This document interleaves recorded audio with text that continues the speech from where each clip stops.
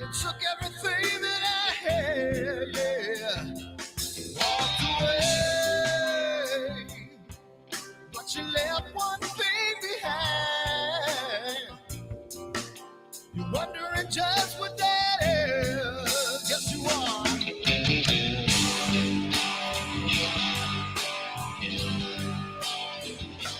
Well, the world stops spinning around, I'll be rocking.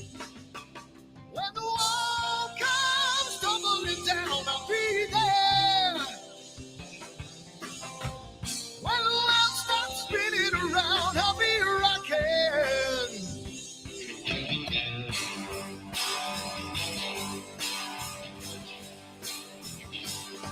We're gonna make a little love down by the water. Maybe out the sun, maybe out the daughter when the music man calls. That's when I gotta play.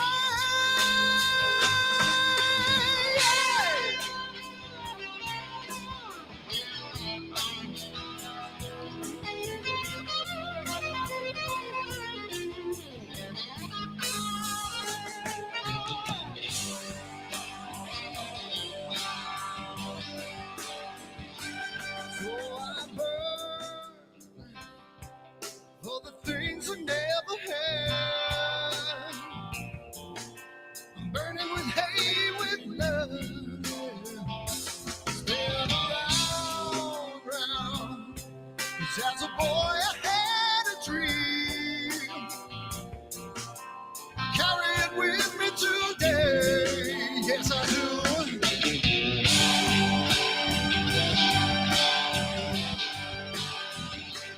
When the world stops spinning around, I'll be rocking.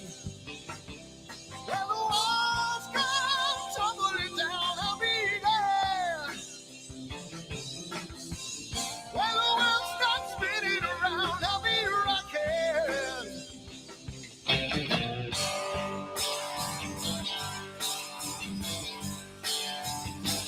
When the world stops spinning around, I'll be rocking. When the wall comes tumbling down, I'll be there. Hey, hey, hey, hey. When the world stops spinning around, I'll be rocking.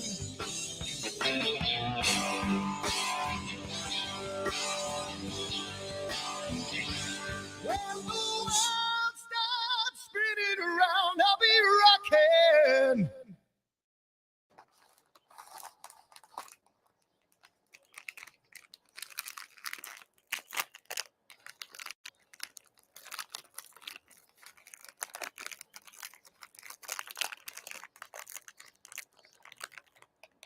Giotto's is so good.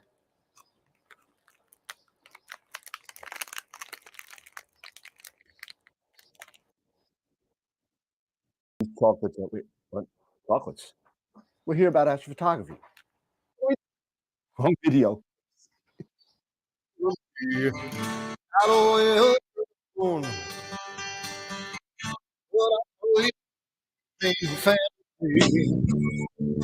Not you every day. Turn it up, it's just your way. Rocket fuel runs through your brain. Like I told you on the train, that it's the only thing she knows. The only thing she knows. The only thing she knows. That it's the only thing she knows. She knows. So it started to rain. Met a woman with eyes like a hurricane. Told her she was the one. And she left at the moon, calling me and said, now I watch you every day.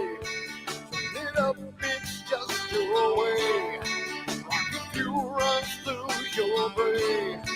Like I told you on the train. Well, it's the only thing she knows. The only thing she knows. The only thing she knows.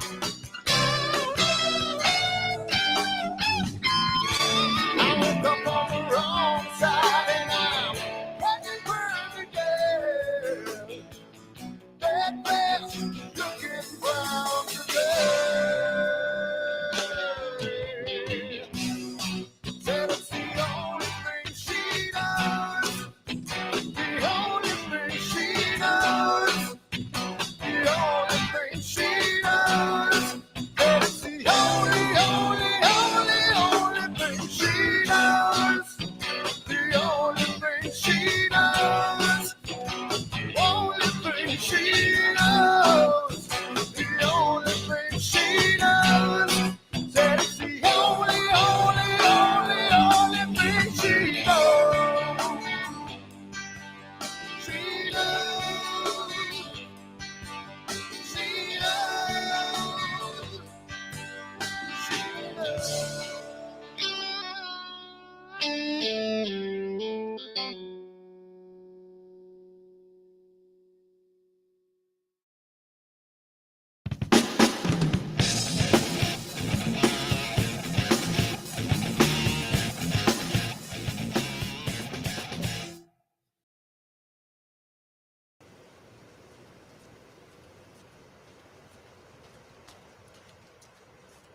What the hell's wrong with my telescope now?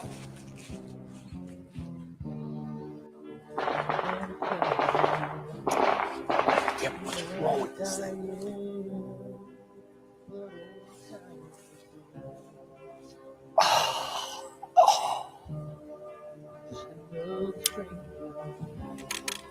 The lost Lone Ranger, can I break this spell?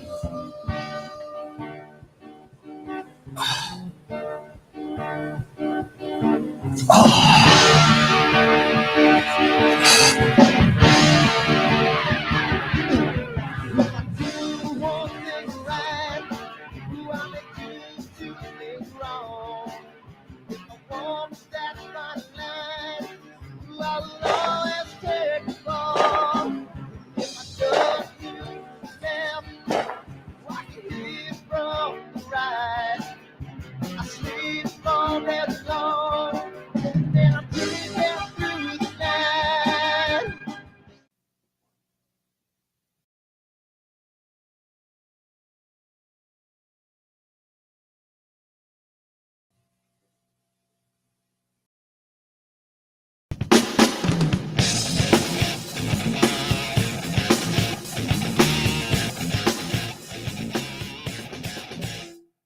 I've seen a lot of bankers, and I've seen a lot of cops.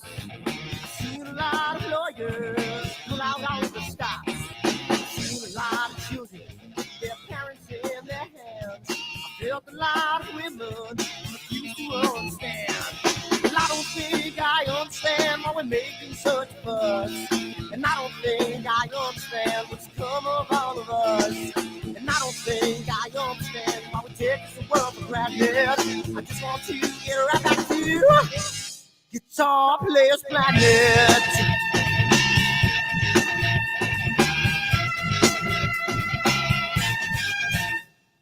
You see it in the papers, you read it every day. The riots and the fires going on in South LA.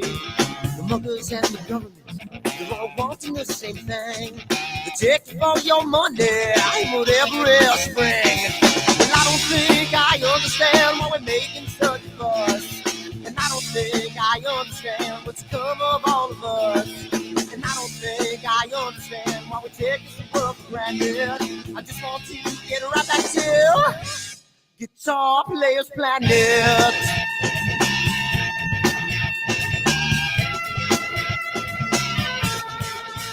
Take me.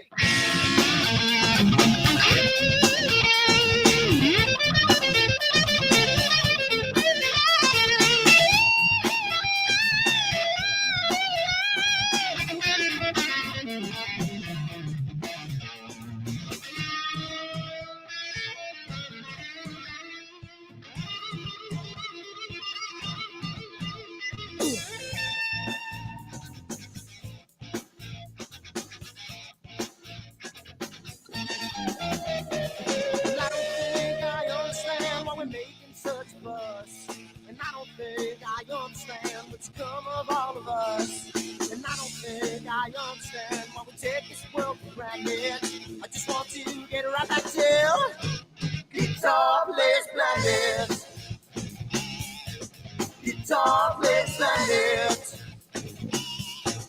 Guitar Players Planet. Guitar Players Planet. Guitar Players Planet. Guitar Players Planet.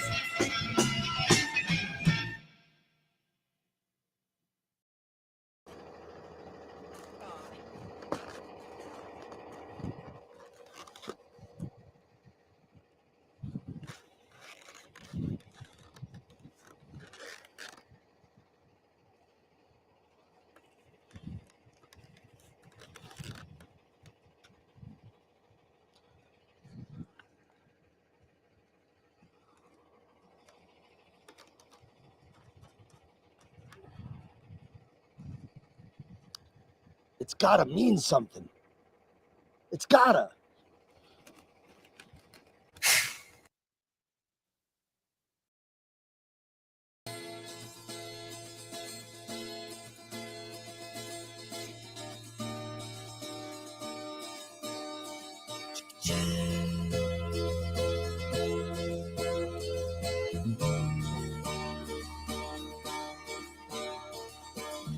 Sunny skies, the smell of palm tree air. Looking back, I could never feel fair. The way the music has touched my soul, the way that the sound holds its control. But I've got a new way to choose. I'm gonna start running back to the lands of new. Oh, na na na na na na.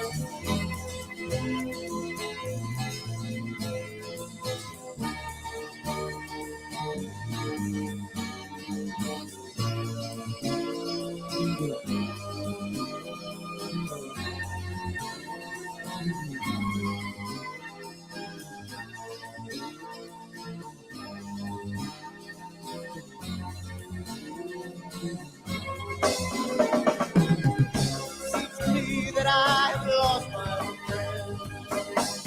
Got the sunset on the highway again.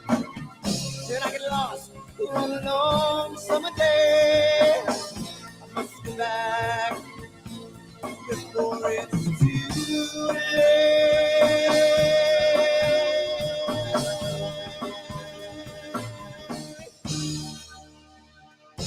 I'm afraid you're feeling alone. Time and space can never unfold. The holidays can ring in your fear. The ghost embrace can only mean tears. And I've got a new way to choose. I'm gonna start running back for lands of new. Oh, na na na na na na.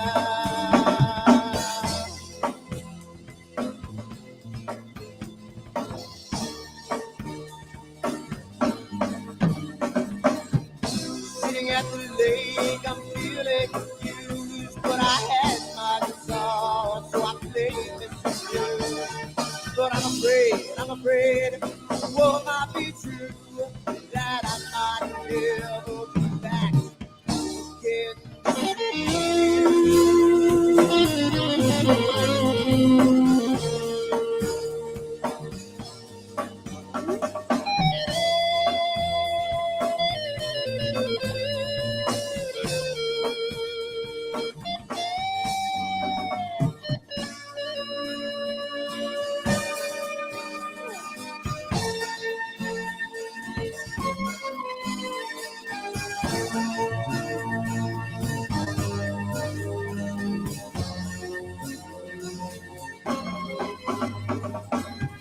Seems to me that I've lost my friend. Got the sunset off the highway again. Then I get lost on a long summer day. I must be back before it's too late.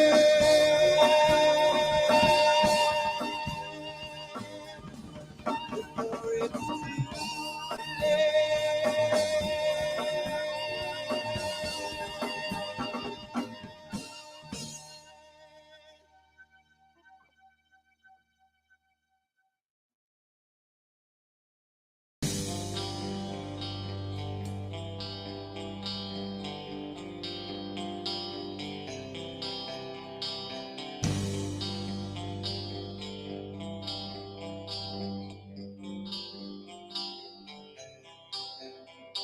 Someone to take me down at night. Someone to make my day. New revelation fills my soul. Oh, I can waste away. You.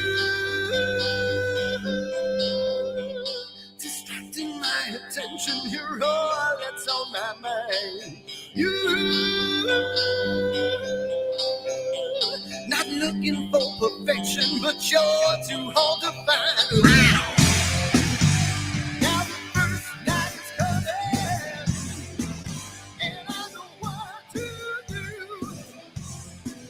You know that nothing feels sweeter than someone else.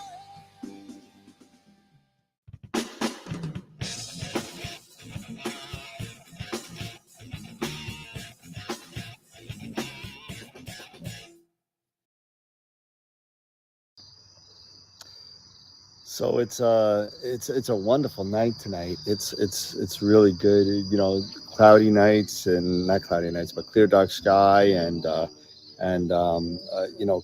was it clear outside. Says it's going to be a wonderful night tonight. I mean, tonight, last night was wonderful. Tomorrow's supposed to be great. So I think I'm going to leave my telescope out all night, and it's going to be a really nice night tonight. So I'm hoping to get some really good shots of the Cave Nebula, which is part of my astrophotography meets D&D imaging. I know it's kind of looks scary, like the way I look at my eyes, kind of crazy. It's pretty cool, but I'm super excited for tonight, and let's see what kind of data I got. Well, yeah. Dirty.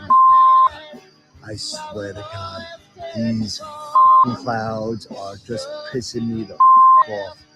I don't understand. I don't listen to these things anymore. I can't take it. New York, you suck. And you know what? I'm so done with all this. My telescope's out here chilling out, and all I got is freaking clouds and PhD peeping at me from no goddamn end. Unbelievable. What am I gonna do? I need to move. I'm so finished with this. I hate this.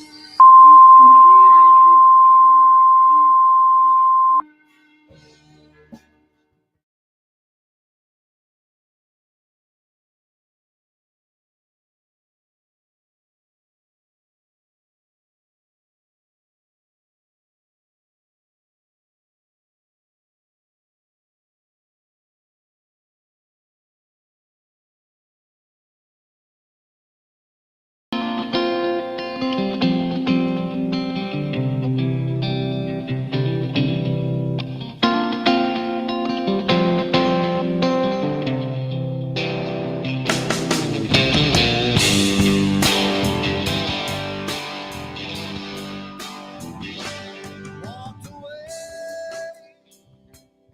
to what you thought was real.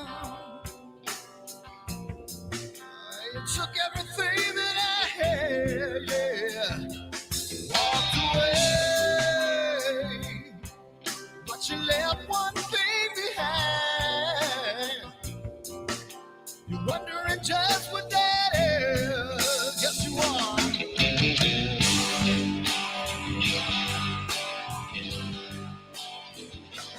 When the world stops spinning around, I'll be rocking. When the world comes tumbling down, I'll be there. When the world stops spinning around, I'll be rocking.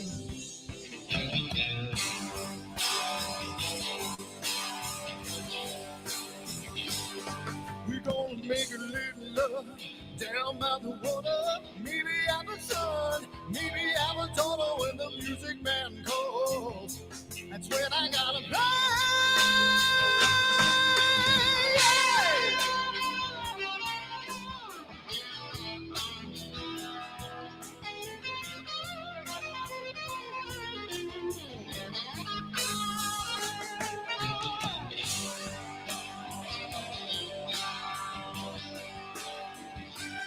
So I burn for the things I never had.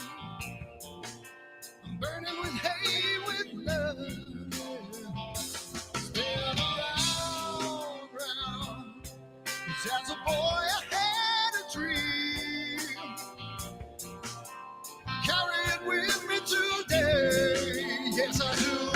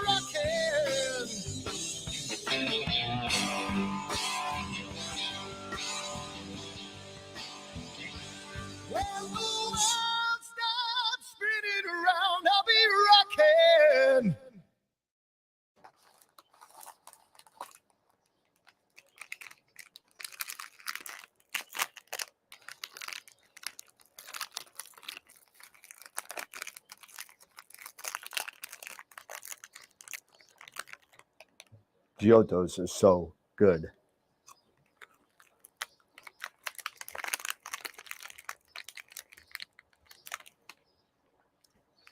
These chocolates are what? Chocolates. We're here about astrophotography. What are we doing? Wrong video. Whoops. Over me, got a way of your own. But I told you that life ain't a fantasy. Now I watch you every day. Turn it up, it's just your way. Rocket fuel runs through your brain. Like I told you on the train, that it's the only thing she knows.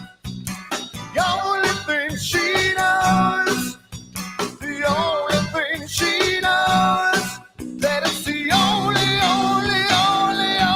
thing she knows. She knows. So it started to rain. Met a woman with eyes like a hurricane. Told her she was the one.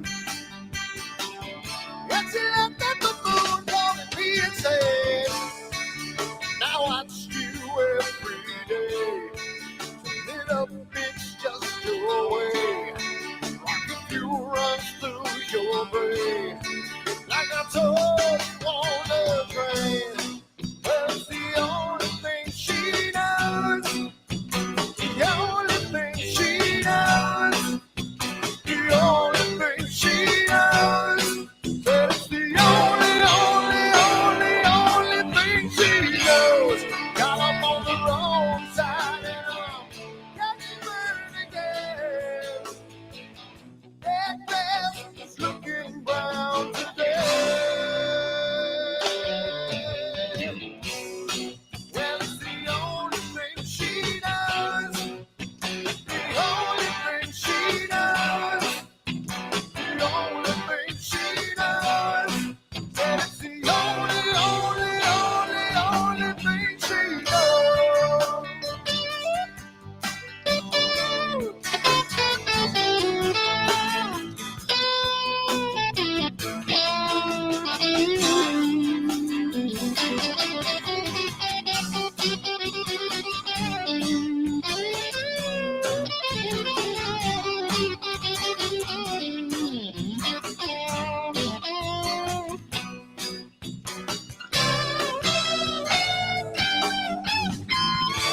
I woke up on the wrong side and I'm getting burned again.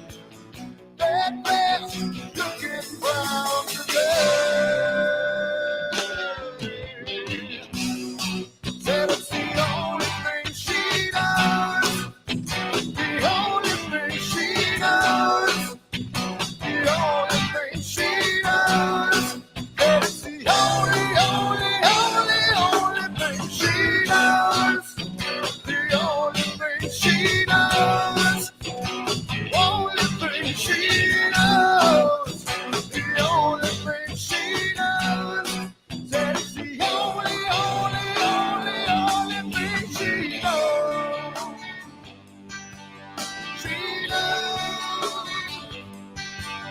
She knows. She knows.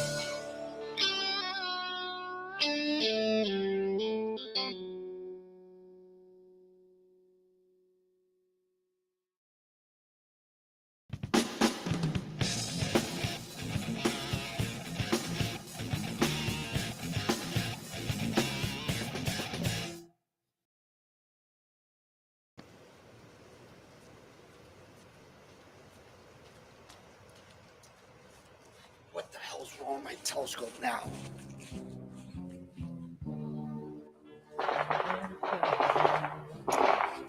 Damn, what's wrong with this thing?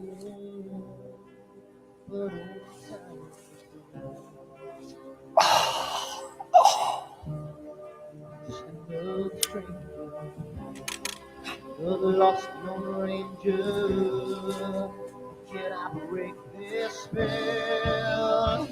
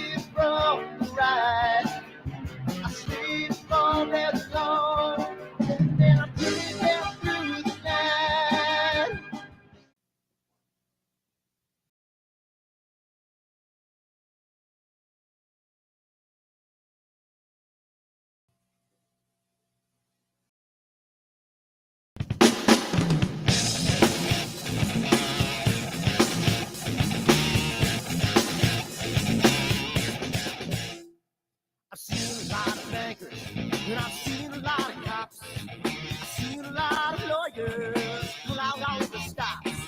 Seen a lot of children with their parents in their hands. I felt a lot of women refuse to understand. And I don't think I understand why we're making such a fuss. And I don't think I understand what's come of all of us. And I don't think I understand why we take this world for granted. I just want to get right back to Guitar Players Planet.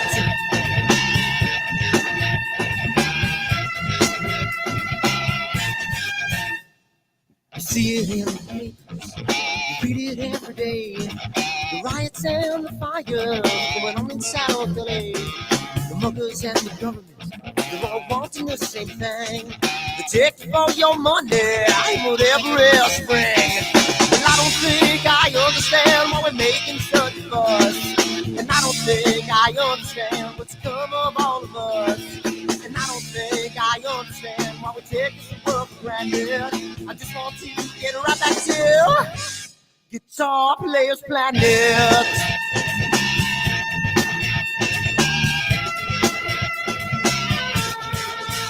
Take me.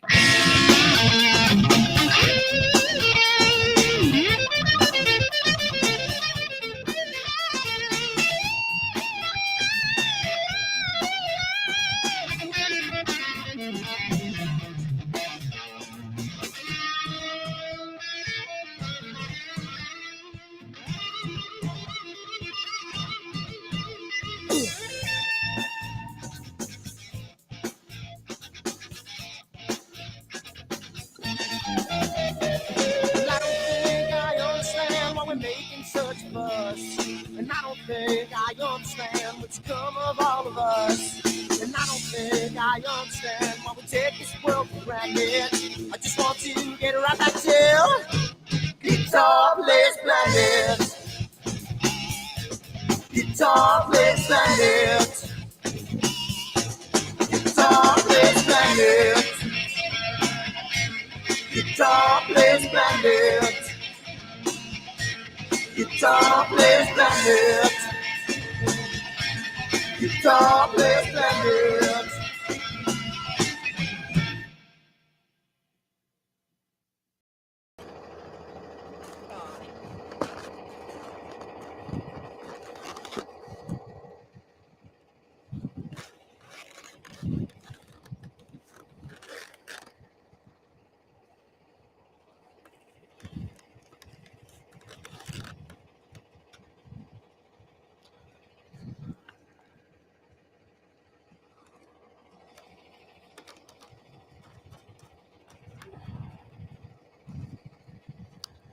It's gotta mean something. It's gotta.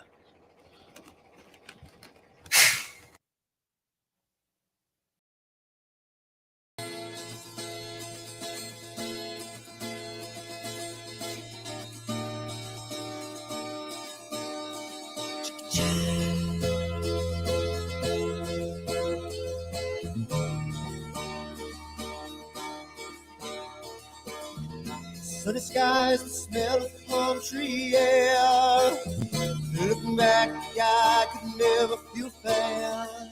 The way the music has touched my soul, the way that the South holds its control. But I've got a new way to choose. I'm gonna start running back to the land of new. Oh, na na na na na na.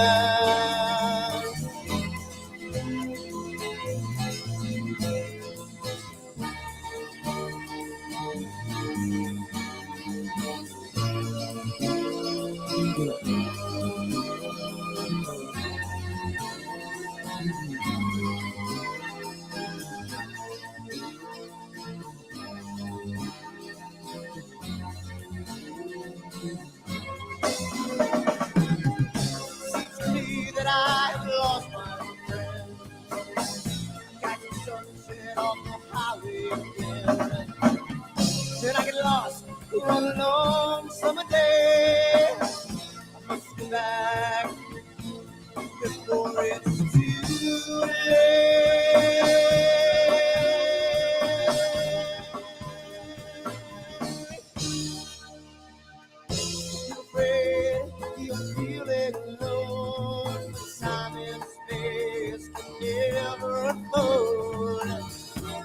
holidays can ring in your fear. The Gulfstream breeze can only me tears. And I've got a new way to choose. I'm gonna start running back to lands of blue. Oh, na na na na na na.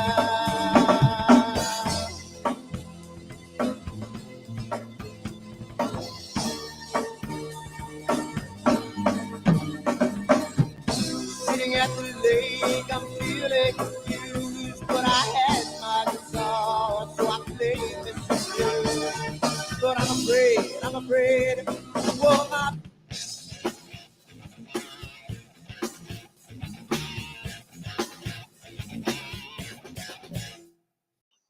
I know we were running late. I know it's just, we still, we started talking about things that had nothing to do with astronomy, and we just ended up, going off the rails a little bit on our own off cam, and we kind of lost track of time, so we apologize about that. But welcome everybody. We are here again, and it's it's hump day, everybody. And hump day. And what that means that the work week, technically, for those of us that only work Monday through Fridays, are half over, so you're over the hump. Unfortunately, when you have somebody like myself that works on Saturdays, hump day is not until tomorrow. So and tomorrow's my day off, so it really doesn't matter. So yeah. So welcome everybody to the show tonight. We're going to be talking a little bit about Eric's been doing some stuff with processing. I've been doing some stuff with processing. And that seems to be the way the show's been kind of turning over the past couple of weeks, is focusing on different processes and how to do different things, and what PixInsight could do for you and your processing workflow. Yeah. So I mean, before, I know, Eric, you got a lot of stuff to go through. I know you kind of put a real good presentation together. So I appreciate that, because I've just been working all day, just like everybody else. I hear you, man. And Eric's good like that. See, I come home and I'm on the phone all the way till the show. Eric comes home, he eats, he's a little late, and gets on the show. So I mean, tells the kids to shut up, and goes down to the basement. Yeah, So go down to the basement, tell the kids to shut up, kiss Robin, say I'm going down, to see you later, and she's like TTFN, and then I'm just like, all right. and Dave right now just can't stand life right now. So I mean, he's just like he's had a rough day. So we've all had a rough day. NX101, Tom, forget the AM5. Sorry, but I like my NX101. I love it. I have it. It's sitting around. It's right here. But I love my. I cannot lie. You other ones can't deny. Your face, you get strong. I was hanging by a string. Yeah, if I had a choice for the Knicks or the AM, I'd go Knicks all the way. But I still like that WD-20, that Warp Astron. Oh yeah, that's been getting some good reviews. I like the fact that it has a direct drive servos, right? As opposed to a stepper motor. And you do pay for it a little bit more, not that much more than a Knicks 101. Not if really. you think about it, the Knicks 101 is $29.60, and the Warp Astron, they just lowered the price for the US to $31.99. Yeah, so originally, when I became a dealer, it was like $3,400, and now that they're lowering the price. So we'll see what happens. I'm still looking at the that CQ 350 though. I like that CQ 350. Yeah, but again, the CQ 350 it's not; those are different types of mounts. So the CQ 350 looks great if you're looking for something portable with a heavy payload. And listen, I'm sorry, Mike. I'm not trashing on the AM5. I just like everybody likes what they like, and everyone's going to promote what they like, and everyone's going to promote what works for them. I just love the Nix 101 because you know what? I am just waiting for the day that the ASI Air actually has a driver on there that says Pegasus Nix 101 because it does not, and it will not probably ever. They hate each other as far as I know, but you know, I well, really don't. oh, you But go but read for me, it's like read Cloudy Nights and find Oh, I out about the know. driver I know. situation. I know. I do. I know. for lighter weight scopes, I think the lighter weight scopes, the harmonic drives are so much better because you don't have to worry about balancing and everything like that. Nothing. When it Yeah. comes to my bigger, heavier scopes, I'll put it on my EQ6, no problem. I can get them balanced without any issue, and the EQ6 rocks. And Yep. but I just got that Carbon Star, and it's so lightweight. But with the camera and everything all up front, it makes it awkward and out of Yeah, balance. sure. And trying to get it balanced right, it's kind of wonky. So it's like that is a perfect thing to use with a harmonic mount, where I don't have to worry about balancing it. Yeah, I'm getting ready to put in my next order for the Warp Astron stuff, and I'm seriously thinking about just because I know we got two people on the show that are looking to get one, and I'm really close to pulling the trigger on one for me based on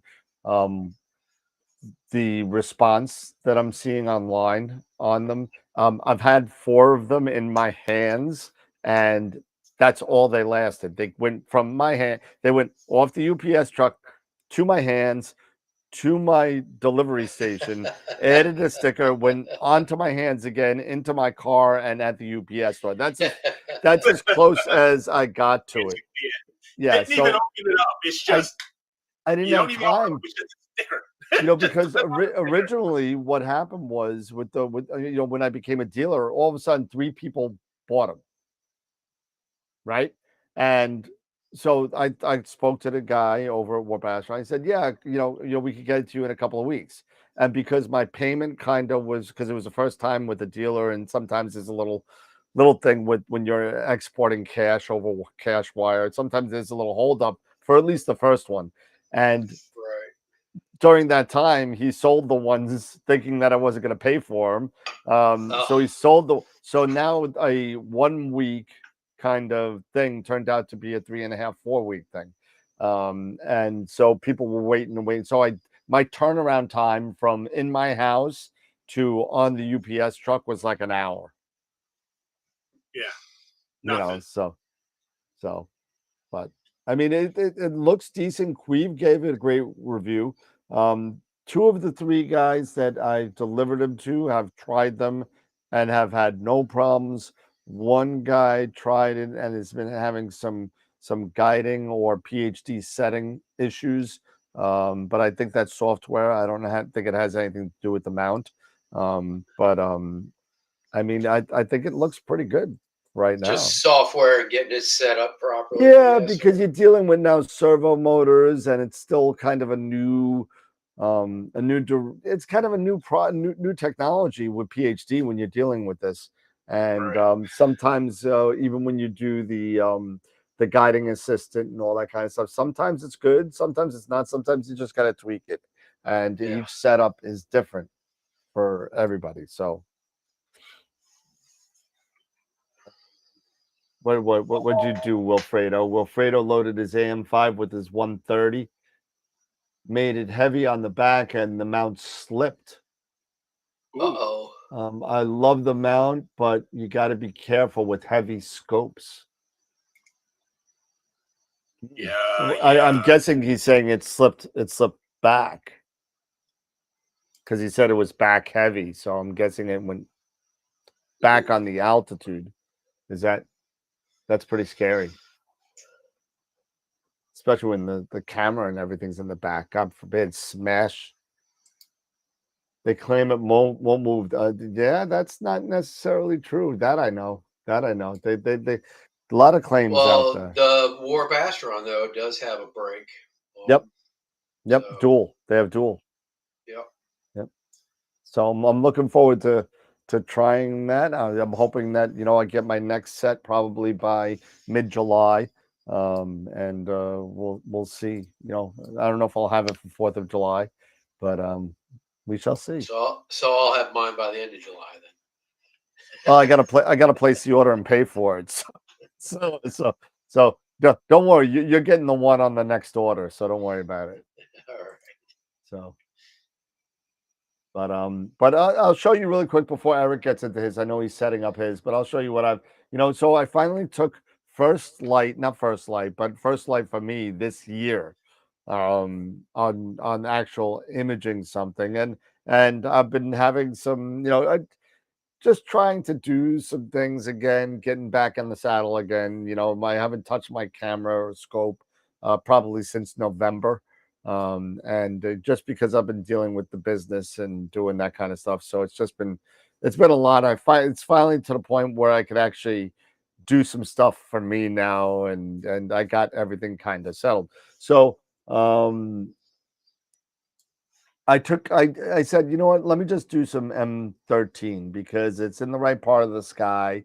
It's in the east right now, going east to almost zenith right now. So I mean it's getting nice. I could do the blue really high up in the sky, which is really what you want to do, if you can, or at the very least you want to do the blue when your object is the highest in the sky. So you get less, I guess, aberrations or anything like that you might have in the blue channel. What's up? Blue or luminance. Less atmospheric disturbance. Yeah, less with the blue channel, atmospheric disturbance becomes a lot more prevalent. So you really want to take the blue. Even you want to do it where it's, if you're doing meridian flips, you want to do it towards that area, and so kind of time it so that it is at its highest, and be able to do that. That's one of the things you kind of learn later on. But I'll show you kind of what I got here. And I had full me, full disclosure. I did get some final help from our buddy and friend Sean Nielsen regarding the final product, because I was having some weird kind of color problems, and I'll show you the process that I kind of did. So here's the first image here. That's the first image of M13, and I was like, it's not so bad. I can kind of deal with that. What do you guys think about this one? It looks a little purple. Yeah, looks a little purple, right? Yeah, it looks a little bit purple, magenta-ish. The background kind of looks a little bluish.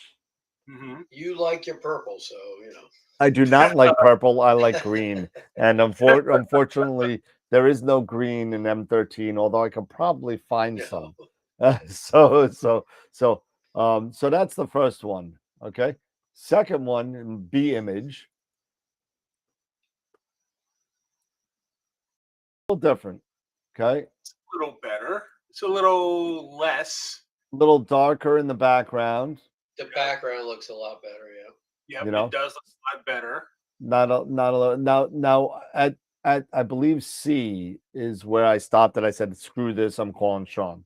So let's see what C looks like.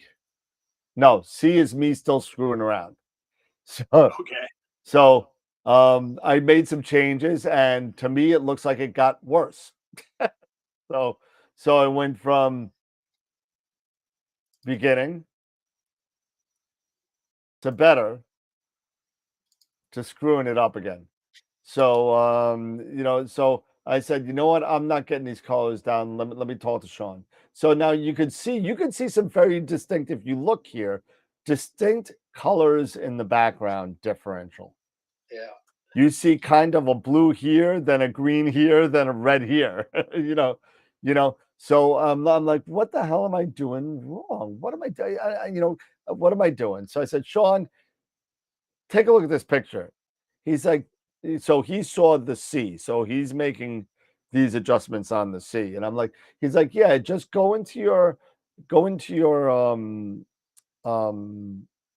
picture, mask the stars, go into histogram the curves, and go into your red channel and just tweak it a little bit lower. So I did. Mhm. So I tweaked it a little lower and came up with that. Okay. Okay. A lot better. But it Yeah. still, to me, looked a little blue. Blue. Looked a little blue. So now I said, Sean, here you go. He's like, do you feel so favor of mask the stars again and now tweak the blue a little bit? Just the blue. That's it. And I ended up with that. That's better.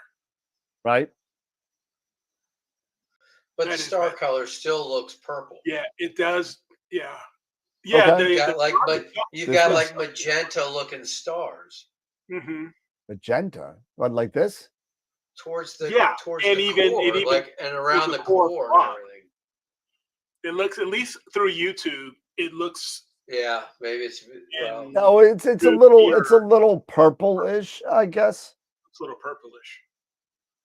So when you pull up your histogram on that, so pull up your histogram on that.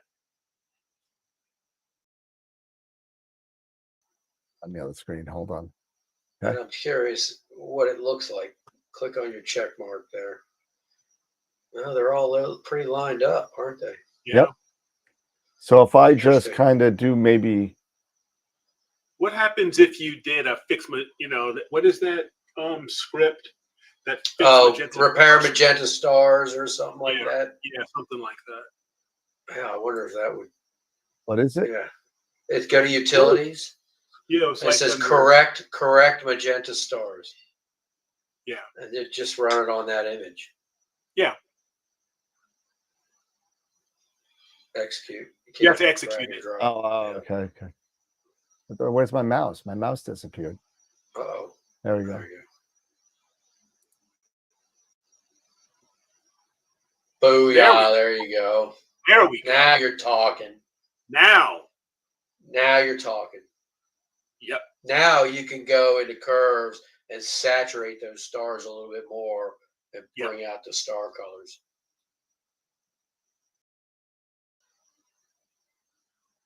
Everything's on my other screen. Huh?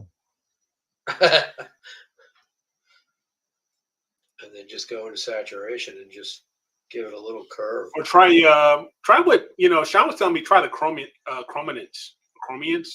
Prominence what? As far as Not for saturation, not for color though. Yeah, no, that's for on color. that's on Yeah, for color. that's For on the curve stretch, transformation. right? No, for That's curve more for transformation, choose C. Choose the C. Yeah. Oh, Now- yeah. Okay, yeah. So that'll Now give for- it. That'll brighten them, but then you can go a little too much with that. That you got to be careful with that curve. You got to be a little careful, but yeah. And then go. This is just what to I'm worried about saturation. here. This, Yeah, so that looks okay. 'cause- Yep, just go ahead and give that a boost.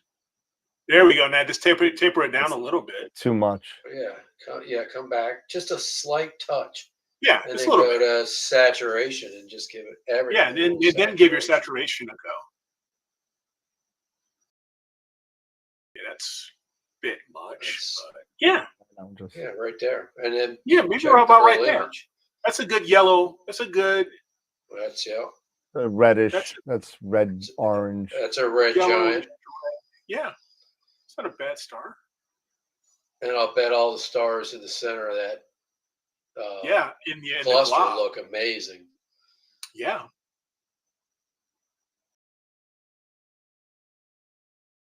Yeah, look how Yeah. it pop. yeah.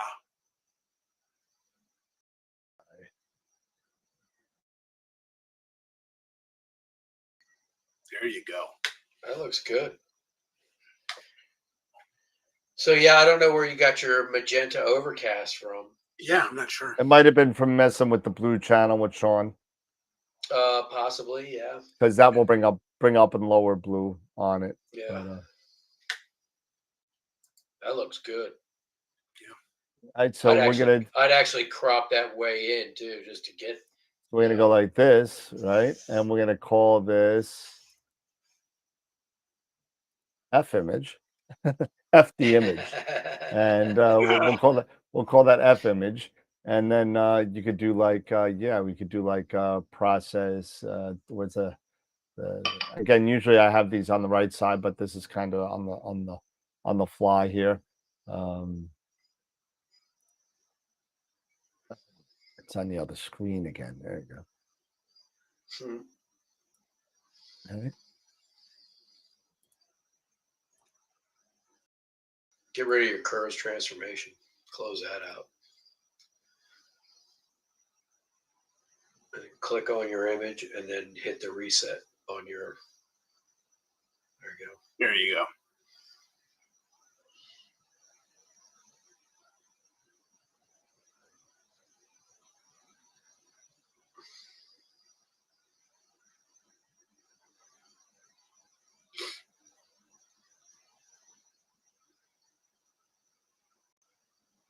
I don't like this galaxy though. Well, you can keep it in there. Yeah, just open up your crop a little more and see about keeping it in there. Oh my God, Eric, he made a square crop. Nothing. I wasn't gonna say a thing. It's not a perfect square, and it's a glob, so it's okay. I wasn't gonna say a thing, man. Something like that. That's good though. Yeah, that looks cool. That's good. So I'm gonna. There you go. Teamwork makes the dream work, right? So that's right. So file. Yeah, there's Mike. Should have just used a 533. Shut up, Mike. I will not use a 533. From your lips to God's ears. It's like 13. So one of the things that I'm gonna kind of save this as a project real quick. Oh yes, no M13. Hey, there you go. Do that. No. This file. Save project.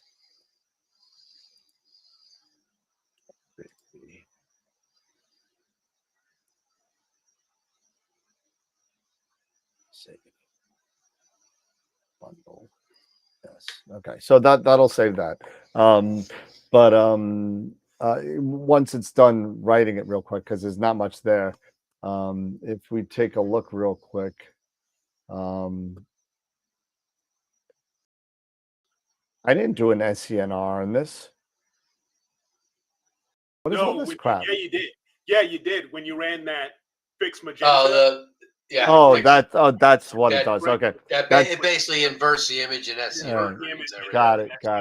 So if I minimize these guys, where is the original?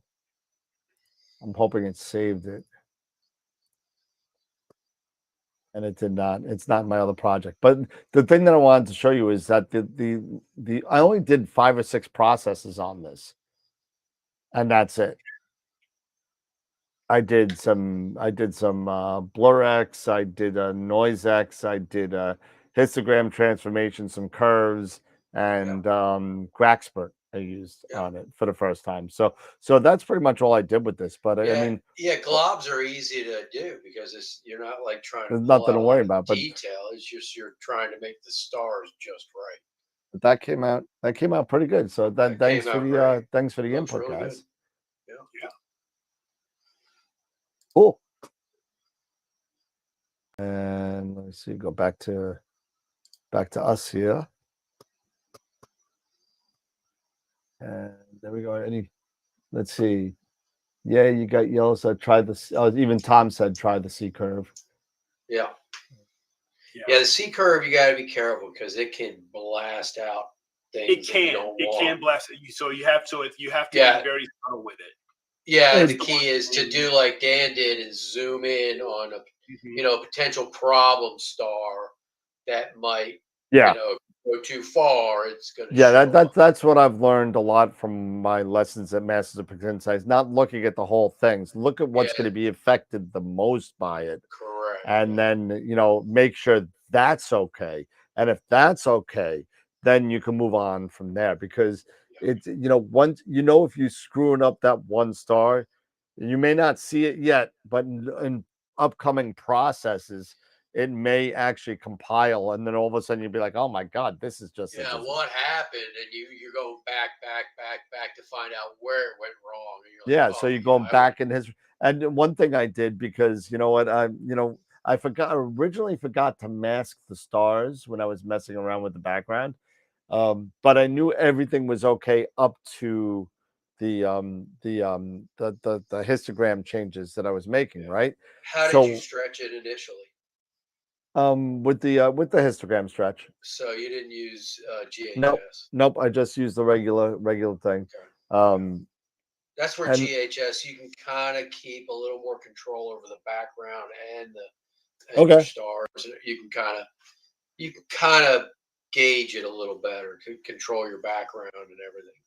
Well, but what I did, and this may be a trick that some people may or may not know, if you know that everything is good up to a certain point in your picture, but you got to go back and you got to figure it out, right?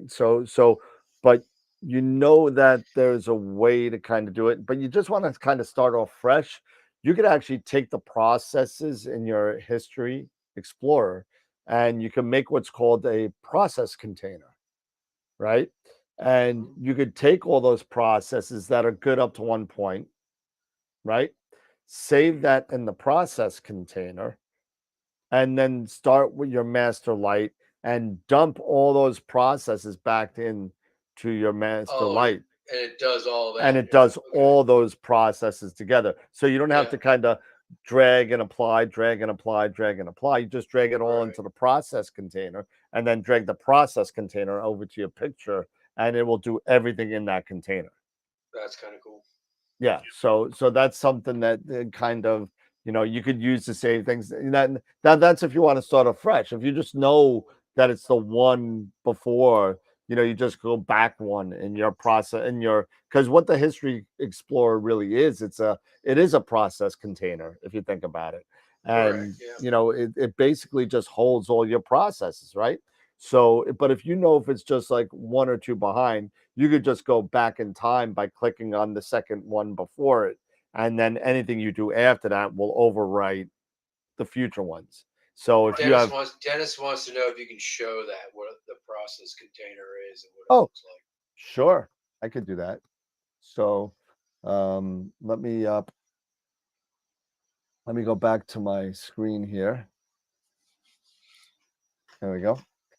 And where's PixInsight? Here we go. Okay. Let me see if I could open, because I opened up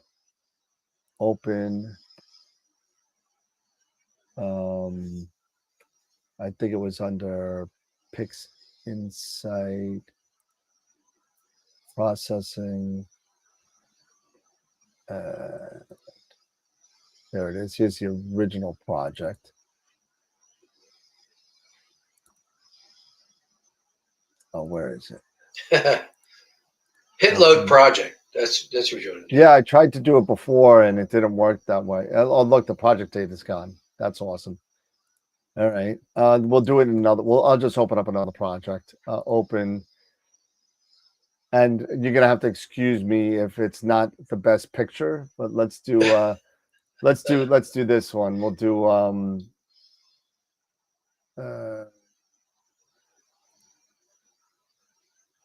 this is in a saved project. I'm looking for a project that I've had. Don't you want to go to load project? Yeah, but if it's not in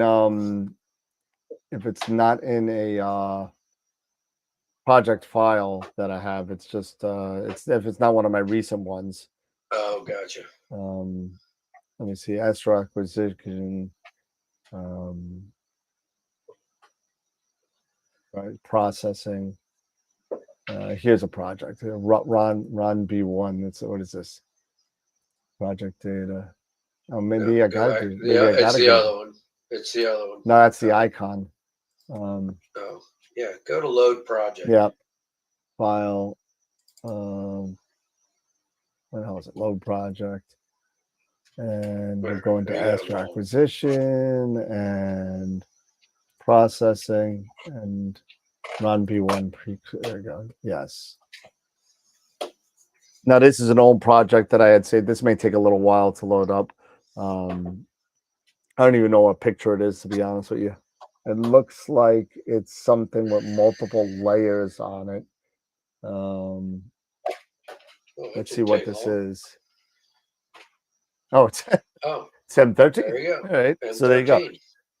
Okay. So let's see if I have one here. So let's see the load history explorer. Really doesn't have much there. Where's the actual?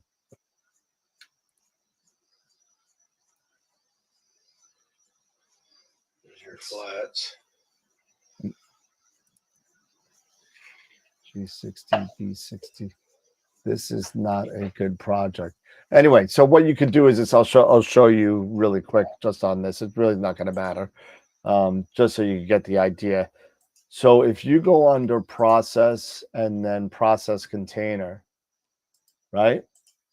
Mm-hmm. And now basically a thing that looks like your history explorer is going to pop up. Now, let's say I wanted to take the information out of this picture, right? And I wanted to apply all the processes to another picture. So let's say image identifier.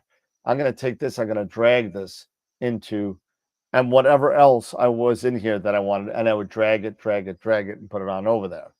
Now, right now, this is just going to change the image identifier to G15. So let's say I just want to do this to, even though it's going to give me an error, to R15. I could just apply. Now it says G15-1. so it added a 1, so it didn't write over this one. Right. But it'll apply everything from there into your target image, just like that. And you could save this if you wanted to. You could just do it with anything else. You could save this to your desktop and save that as an entire process and apply it to something later. So let's say you have a set number of things for an object, like a glob, that you automatically do up to a certain point. You do blur X, you do whatever. You can plop that all into a process container and plop that all onto the image until you get up to the point where, everything's going to be different, So if you sit there and you do a dynamic crop, you may do the crop the same time all the time. And you just put that in a process container and said, you know what, I'm just going to use Graxpert. Okay, throw Graxpert in there as a process, because I'm always going to use the defaults. Fine, throw that in there. Anything that you're always going to use the defaults and is sequential for what you do, you can throw in there and just plop it in as a process container. It says beginning process, let's say, so it'll do your Graxpert, your correct only, and maybe that's it. And a crop. If you don't do and denoise maybe. And denoise, maybe anything that you're using all the time, the same settings. You can kind of save some time that way, and it'll run all the processes in that sequence. So a little something. Cool. The power of PixInsight compels you. Yes. The power of Christ compels you. Oh God. Yeah. All right. So that's my story. Yeah. See, Star Walking said he uses it all the time to crop his son in images. So it's a kind of way to save some time if you're doing things the same way all the time. Yeah. With the defaults and everything. You don't want to sit there and make a process for your entire workflow, because all of a sudden you will come up with some really horrendous pictures. So I mean, so especially if you're doing globs and then galaxies and then nebulas and then narrowband and all that kind of stuff. So it could be helpful in certain situations, especially if you want to save some stuff that you kind of do normally, but that's just a way to kind of do things. That's all. Yeah. But Eric's got some new things to show people. I don't know if they're new, but they are. Some of them are new. Some of them, people may have, on YouTube, got wind of a few things here. But the big thing that I wanted to talk about, because we've been talking about processing a lot, gradient correction, all of these different things, Gragspert. It's about scripts and how some of these scripts can be helpful. Maybe they can even save time, in your workflow process. Maybe they can make things a bit easier, especially for a person like me who has been intimidated by PixInsight a lot. What are you taking a picture for? and so I think there have been so many cool scripts that have come out recently. Oh, Jesus. Blanchard, Bill Blanchard has done some. There have been some from SETI Astro. There have been some from others that have, personally for me, have made my life a bit easier instead of me trying to overthink certain things or trying to figure out, how do I do this or how can I do that? Fortunately, there have been programmers that have been out there that have actually thought of the same thing and asked the same questions and created scripts so you can get around them, so you can do this stuff. So I'm going to go ahead and I'll share my screen here, and go back here to that. Let's see if I can. There you are. There you are. Okay. There we go. So here are what I've started out with is data. I'm gonna zoom you down a little bit real quick. Okay. Position. Zoom you down a little bit. There we go. Now we can see everything. Okay, go ahead. Yeah. So let me just minimize this. So if there's any questions, because I'm not looking at the chat, let me know. But I've got some data here that I've just finished. And I'll actually show you a couple of the finished items here. So this is the Propeller Nebula that I was working on, and we talked a little bit about. So, and there was different variations that I have done, with the Hubble palette, with RGB, mixing RGB and the Hubble palette, stuff like that. So I figured, to have a discussion about scripts and and it makes me think about how okay, we got echo. Sorry about that. There you go. Go ahead. All right, cool. So what I did was I've got my RGB and my SHO data here that's already been processed through WBPP, and it's already done a couple of things like the dynamic crop, but this is pre-gradient removal. That's why I put the pre-GR here, because there have been certain scripts and certain tools that have been out there that have that you can use, such as you have Gragspert, which has been created as a script as well as a process.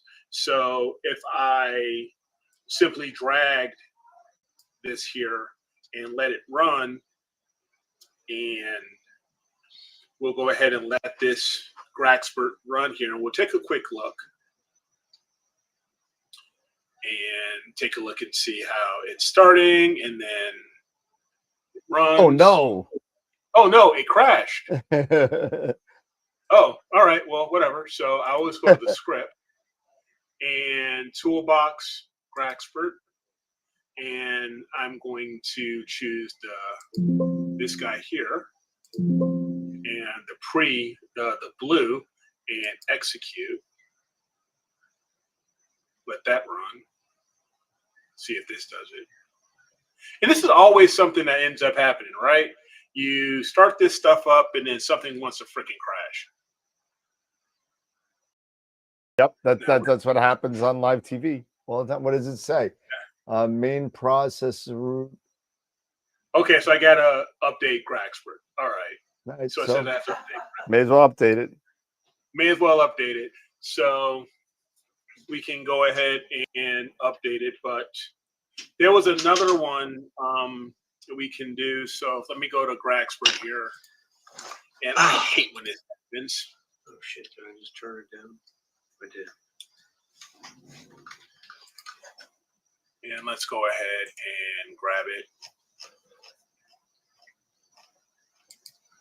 And so I'm going to go to Graxford here. I'm going to go ahead and download it.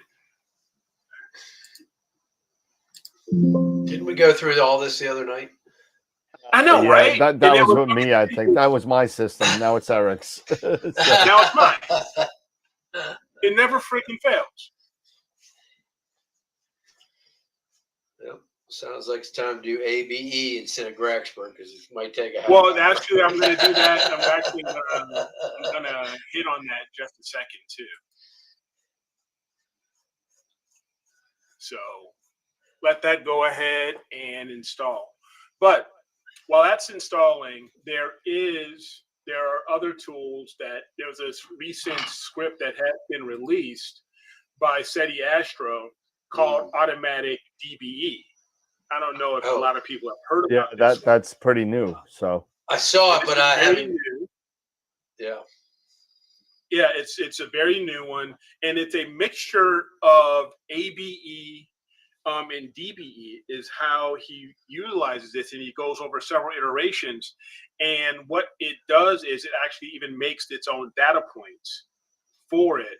So what we'll go ahead and do is we will go to the script here, SETI Astro, Automatic DBE, and we'll go ahead and select this first one here. So actually, I want to close this out really quick. Okay. So I want to bring it over so I can actually see it.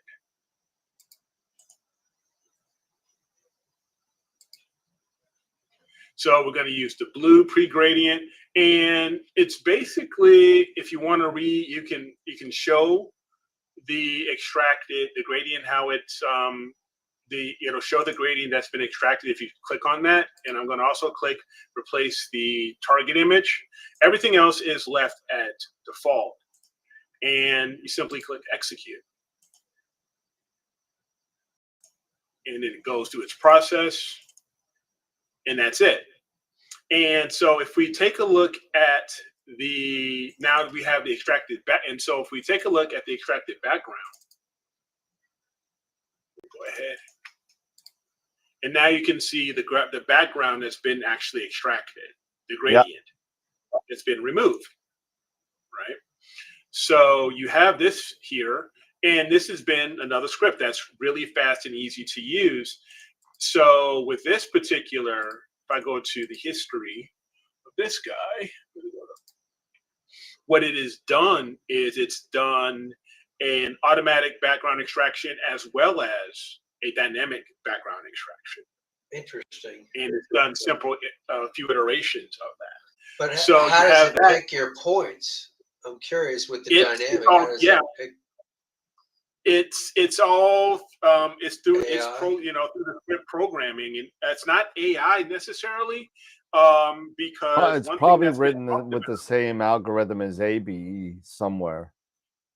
probably, but it's supposed to be not as, because AI gradient extraction with Graxpert, they have there's this argument that AI doesn't always do the best for gradient extraction, because sometimes it can be a bit destructive against your actual data. So this way, it is supposed to help prevent your actual data or nebulosity or whatever you're working with from being damaged. And you can even, if I go through another one here, go back to the script.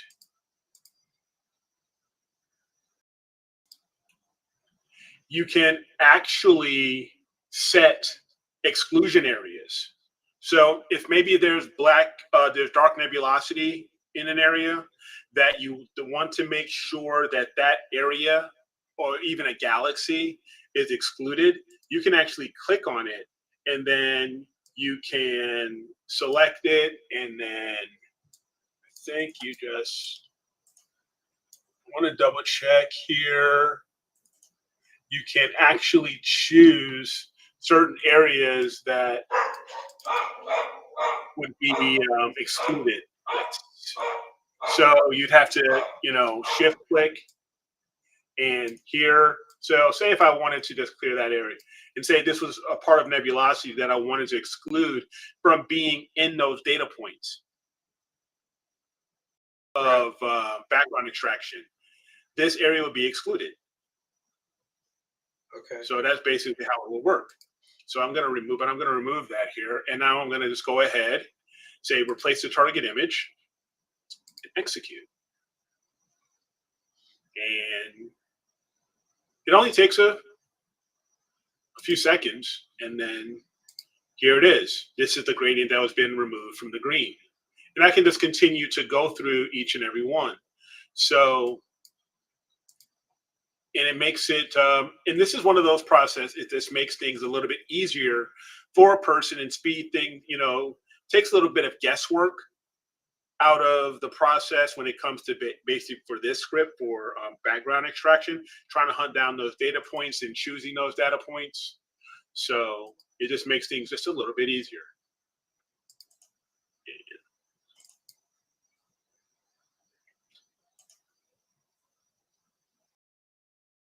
So like 10 seconds and it was done. And there was the gradient that's been removed from the red Oh, channel. wow. Okay. So, so I was going to go ahead and I'll just go through and get these others done here really quick. And you can set up a number of paths that you want or how much tolerance you want. But I have left things at default, and it seems to have worked very well. So Just so Newman said something in the chat, it looks like he's watched the video and it said it uses AI just to make sure that the points are not on the star. Okay. All right. yeah, So it does use some AI. Yeah, but it looks like only Maybe to it make uses- sure that it doesn't use AI as part of the extraction, just making sure you're not getting any random values because you're on a star. Got it. At least Which that's is what I'm actually getting from pretty. the. That's pretty intuitive, though. I mean, Yeah. That's yes. So let me just do this again. I I would forgot guess to that Graxpert, that's how it works as well with the AI. So I'm going to replace the target, and now I'll run it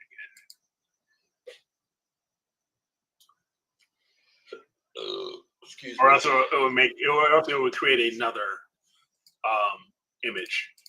So there's that for oxygen. And we'll just keep going through.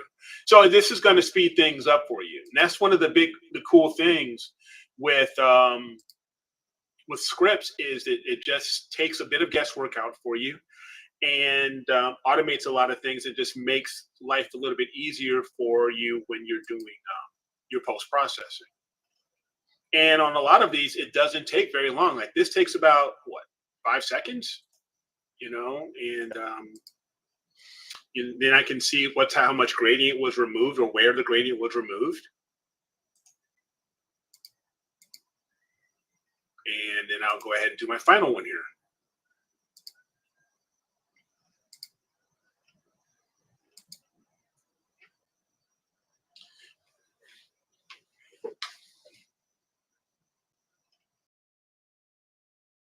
Okay, so now all of the background, the gradient has been removed. Background, has been corrected. Which is which is very nice, to have that done. And then I've already done my other pieces. So then I would just go ahead and continue on. There are certain things that would take a little bit longer than others, such as I would correct my my stars and go through all that and let the blur exterminator run here. I love Blur Exterminator. Yeah, and it does it. And this is basically it's doing a correction. So I will zoom in a moment to get so we can demonstrate that here. So let me just blow this up a little bit. So, and let me go back.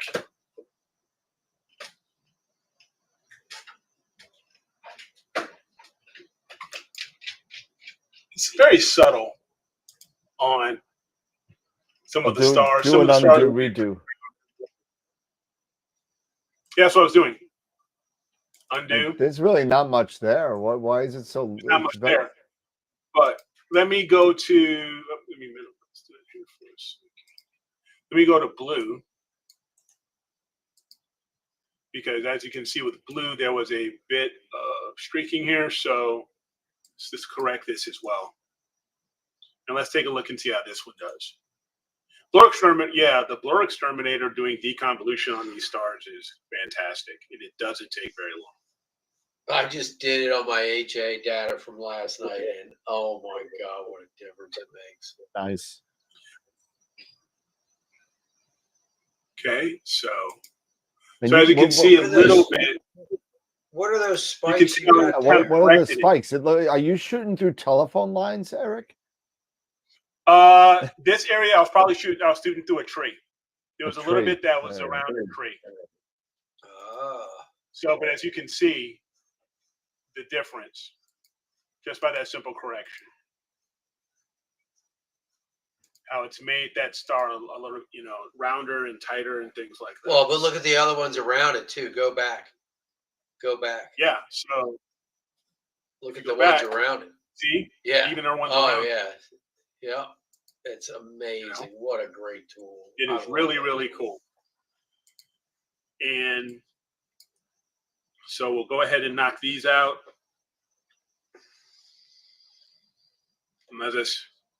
And that's a good thing, Blur Exterminator doesn't take blur, especially with the correction, doesn't take very long. Yeah, correct only doesn't take very long. Yeah. So those are done.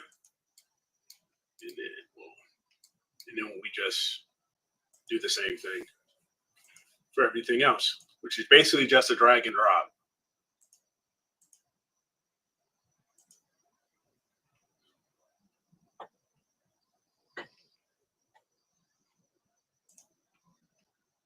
And so we have that guy, HA, and then I'll do 03.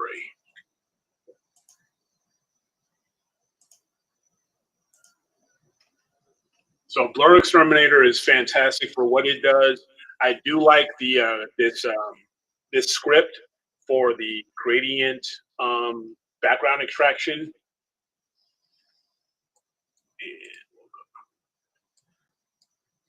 Now, one thing also when it comes to scripts is that not everything is necessarily in a repository.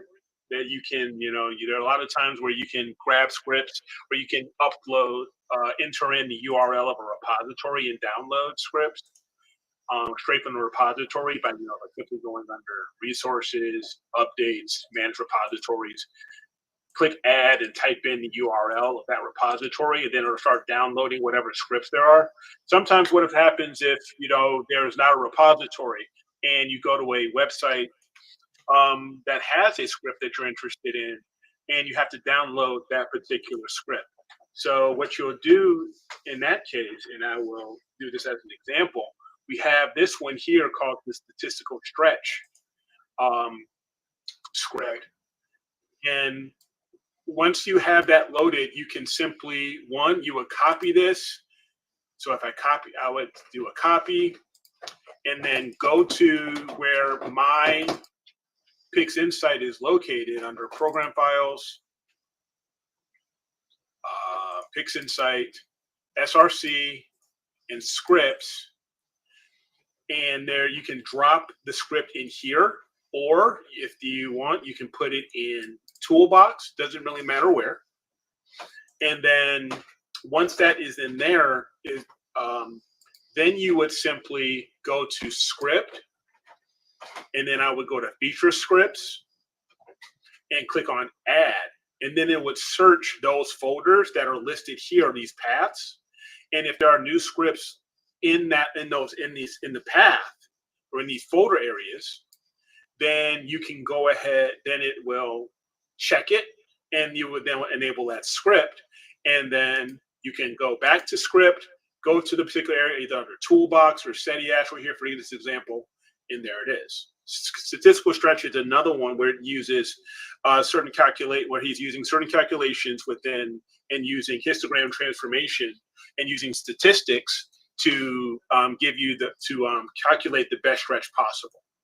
And so we're going to go and we're going to hit that really quick as well. So, okay, so blur exterminator is done here. And then after all these are done, and we've done this with BlurX, and we've done image solver and all that stuff. So I do image solver just for the sake of when I'm working, because sometimes when you are cropping things, you lose the astrometric solutions. So Yeah, you will. using image solver script, which is another script, and it goes back and it reads the header information. It will then replace that missing information. It doesn't take very long at all, and puts that information back in. So when you're ready to do any type of color correction, through spectrometric spectral photometric color calibration or stuff like that, you can do that.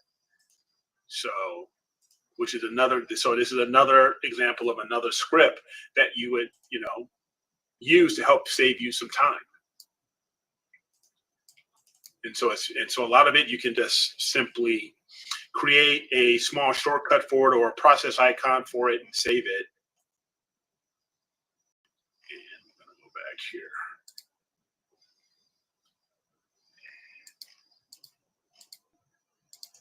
There we go. I just wanted to make it smaller.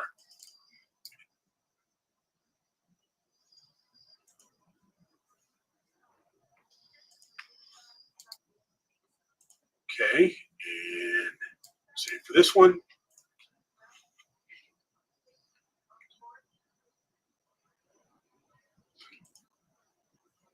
Now, once this is all done and you have everything, you have all your scripts set, everything is set here. Oops.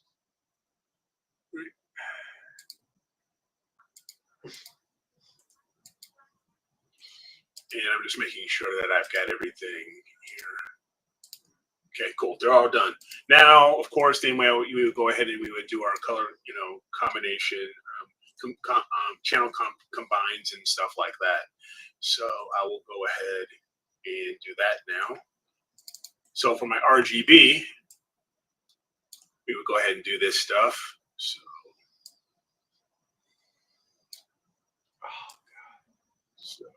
blue.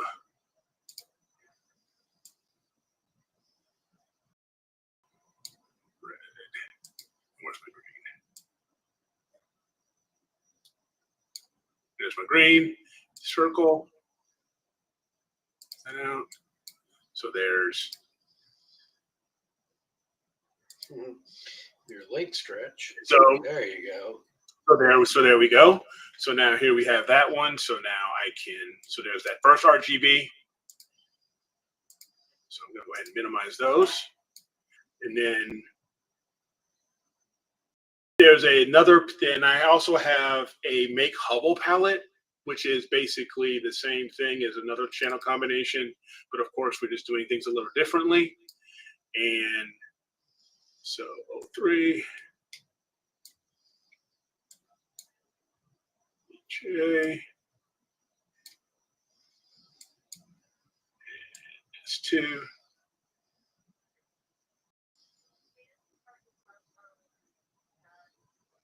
Fun drunkard.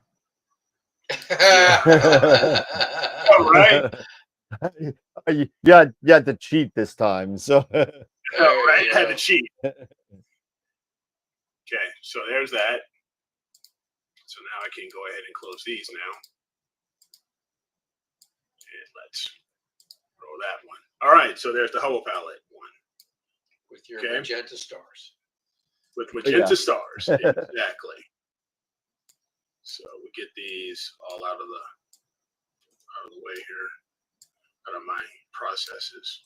Okay, so once that's done, then of course you would do your. Since I've done the image solver script, now it makes the spectrometric photocolor calibration process a bit easier. So I can go ahead now. There's another script here when you want to locate. Now, when you have thick, somewhat dense star fields here, sometimes it's kind of hard when you want to do background neutralization to locate some decent background space, right?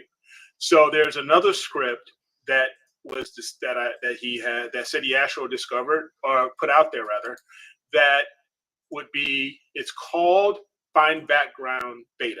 It's a beta one. So basically what you would do is you would open this up, select your image. So here, actually, before I do that, I'm just gonna, close it. I'm gonna rename this. Let's rename it RGB1.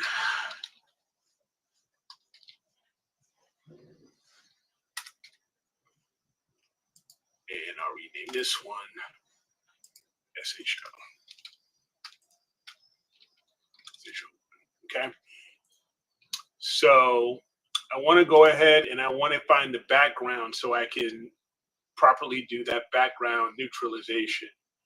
So I will go to this script, select one of these here. So I'm going to do RGB1 first, and it's going to find a background preview for certain things such as color balance and SPCC and others.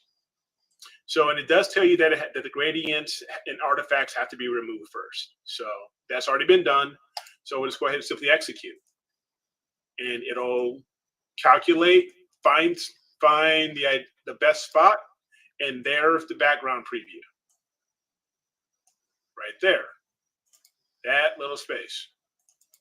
So now I can go here, check background neutralization, and then the region of interest, I'm going to go from preview and select the preview RGB1 background. Okay. And execute it.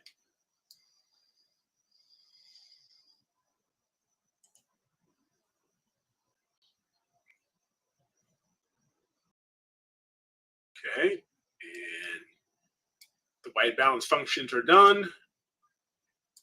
Now I can Link it. restretch. Stretch now. And there it is. Now that one's been color calibrated, and now I'll do the same thing with the same script. Right. Find But the you can background. link your stretch now on that. Yeah.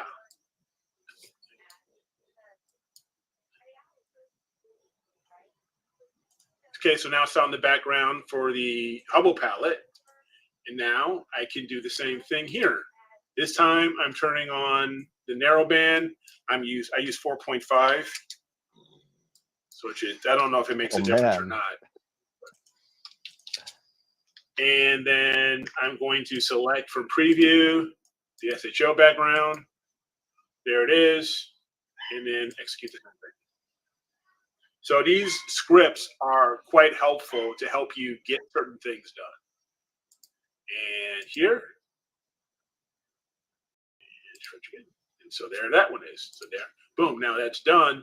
And then now can continue on with Blur Exterminator and everything else. So I'm just going to quickly do my full Blur Exterminator.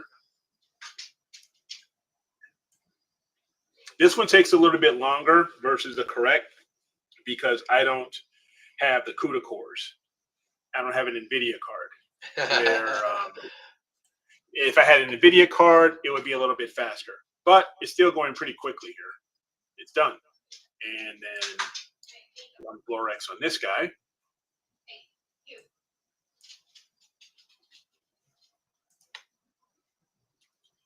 And let's get this piece done. You can say it doesn't necessarily take very long.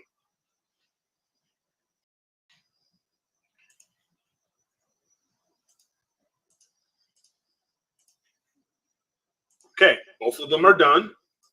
I'll go ahead and get rid of my previews. Where's my preview? Where's that preview?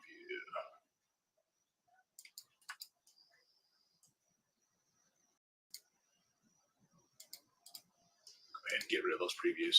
All right, so now that that's done, now at this point, I would do a stretch. Either I normally would use, just traditionally use histogram, transformation and do that stretch. But if there's another tool that's out here that can give me even better results, I'm going to give it a shot, just like, maybe with GHS. So here we have another script called, like we were just talking about, statistical stretch. And you can then select this, and you can select, there's certain settings such as, your target median value, and it tells you that information. I will check auto convergence and curves boost. A lot of these things are, let's do a preview refresh. Let me see here. It'll give me an idea of what the preview is going to look like. So now it's going to execute the stretch. It's going to normalize it. I'm not going to do a curves boost or anything like that. I'm going to keep it all standard. That picture on the right is what it's supposed to look like? Well, let's find out. That looks like crap, Kyle.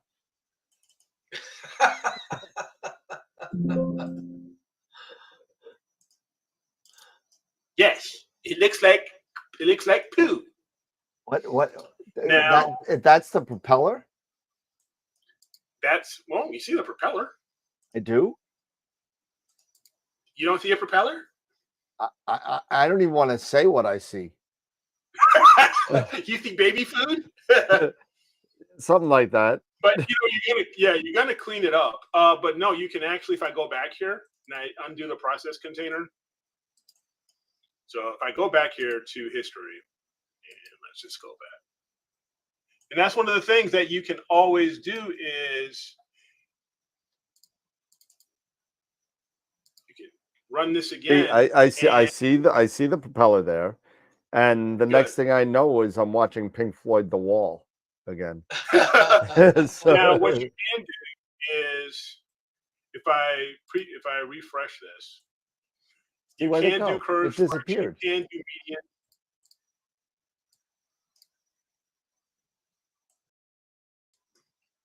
And you can make slight changes, and you can refresh.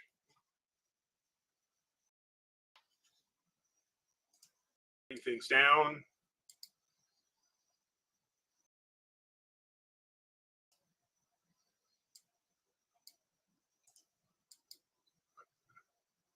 There we go. I had a link stretch. That's why. I think that's what it was. Now, if I execute, that's what it was. I had the linked here turned on.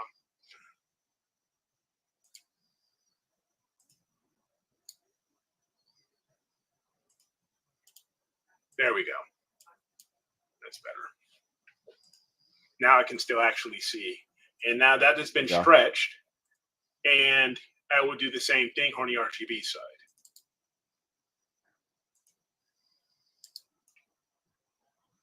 Unlink the stretch, turn on automatic convergence, and do a refresh. Everything's cool there. Execute.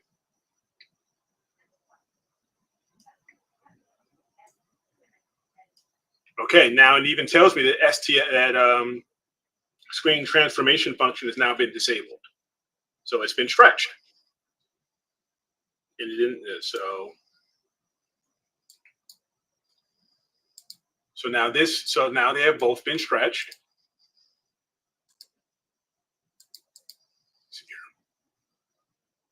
Now I can do away with this guy, and now I can go ahead and do my other things, such as my noise exterminator. So we'll do that.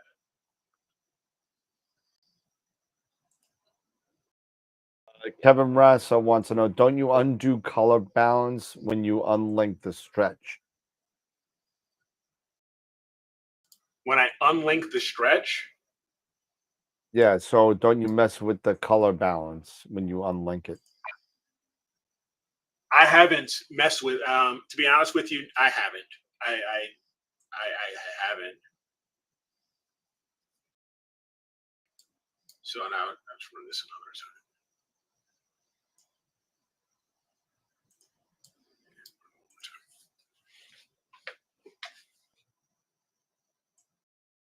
Okay, so now these are done, and now I can do my star X. So I'll go ahead on this one and rip out separate my stars out, and on the other guy, I will just get rid of them all together.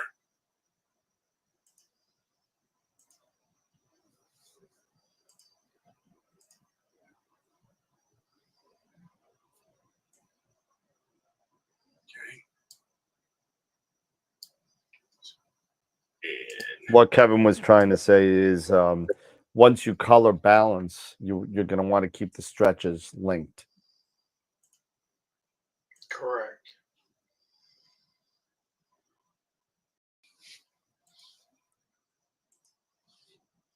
what does he mean? I'm a little lost now. Oh, you want to keep, if you're doing a stretch, you want to keep the colors at the same levels.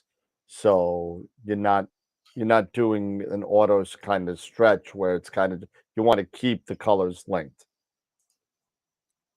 So green, red, and blue stay at the same.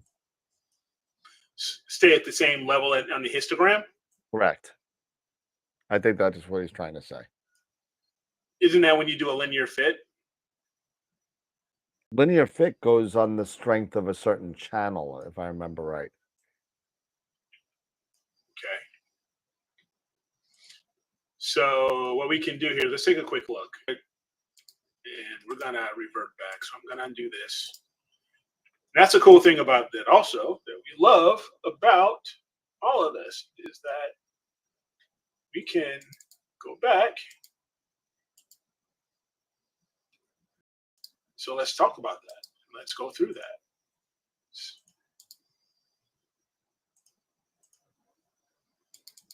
Okay. Now, launch STF. So, we'll link. Okay. So, we'll link the channels. And that's when you have this. And link the channels here. There we are there. Now, the channels are linked. And I believe this is what he's talking about, correct? Pretty sure. Yeah. Okay. So let's go back and let's take a look at the script and let's do another stretch. And let's just do the statistical stretch.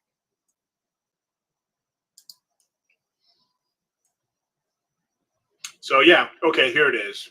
So your channels are linked. So we'll do RGB1 here, do an automatic convergence. Do a preview and then execute.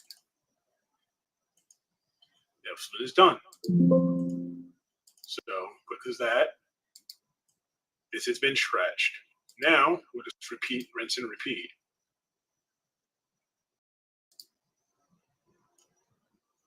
Channel is linked. And we'll execute. Okay.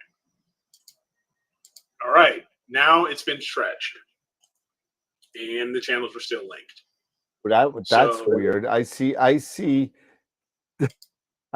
your ghost in your picture as well as the propeller. That's what I'm seeing. I'm seeing something crazy. So you're seeing the propeller and something else? I see the head of your ghost on the top left. Up here? Yeah, I don't think you're seeing it. I think I'm only I'm seeing it. Maybe you're seeing it. Yeah. Because I don't see the propeller anymore. I see your green screen behind us for some reason. Oh, gotcha. Oh, everybody's seeing it apparently. So okay. that's why I'm saying, what the hell? What the hell is that? I'm like, I'm gonna take a picture of what. Maybe you're not seeing this, but I'm gonna take a picture. Oh, okay. And I'm Yeah. going to send you. No wonder why you weren't getting my World? jokes about Pink Yeah, Floyd and I was like, everything. what? That's probably it. Let's see. Yep, So exactly. Because if you look at the histogram, you see the green channel here. I see the green channel, but you see this almost like it's maroon, right? So I just that's sent you a why. picture of what we're seeing. So No, I see it. No, I see it here. Nope, I see it on the screen here too. So I was like, wow, yeah, so that's funky. that's very, very strange. Don't know why that's happening. But I guess it's because of the chroma key. I wonder if I can maybe if That's I weird. So what if you turned off the chroma? I don't know if you turned off the chroma key. let's see if I could look. hold on a second. Let me see if I could do a color adjust, color key, turn it off, and then click. Yeah, that's funky looking.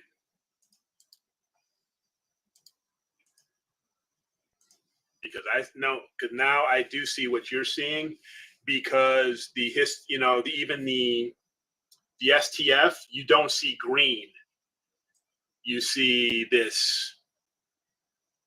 Yeah, you see my background. You see the from the chroma key. Yeah, That's I can't get it off because it's in green. So wow. Okay. Let me see if I could play around with it a little bit. Yeah, because that's. I mean, if I kill, I can take down temporarily the. It's not you, it's green me. screen. I think I it's your know. green I screen. know. So, oh wow, That's just She it, said, because even if you look at, like I said, if you look at the STF process here, yeah, the green doesn't show up. It shows the stars of your up. Cassiopeia. It shows the stars. That is so funny. Wow, that is so weird. Color correction, color key. Let That me see. is funky.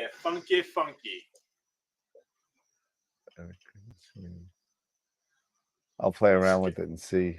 Yeah, I mean, that's really all you can do is just play around with it, because I'm trying to see if there's any way. I don't think I have it. Alexa, turn on the astronomy chart. It's not that. It might be the virtual. Yeah, I don't have any other way to block it. That is funky.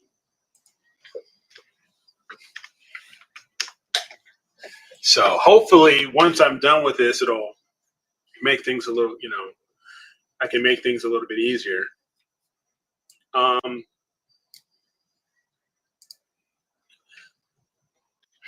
Now, what I would normally I got it. I got it. Okay, there you go. Wow. I'm just gonna leave this up so I could change it back, or else your green screen's gonna be messed up. But now I can see the propeller. Before I don't even want to. I don't even want to say what I thought it was. That's interesting. Okay, but there we go. So, and I'm gonna go ahead and remove stars here, since I've already gotten rid of them. So, but this time everything's linked, so we'll go ahead and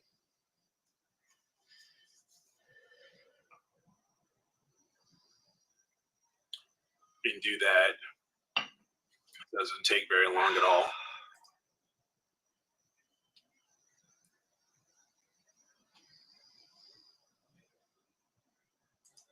Okay.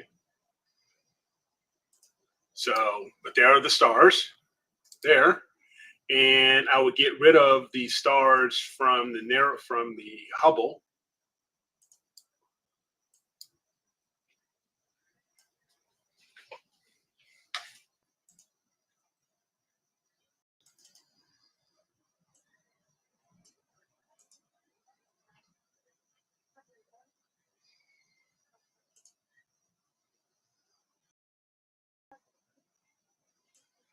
And overall, it doesn't take very long for that to be done. Okay, so that's done. And now I'll go ahead and I'll do my noise reductions.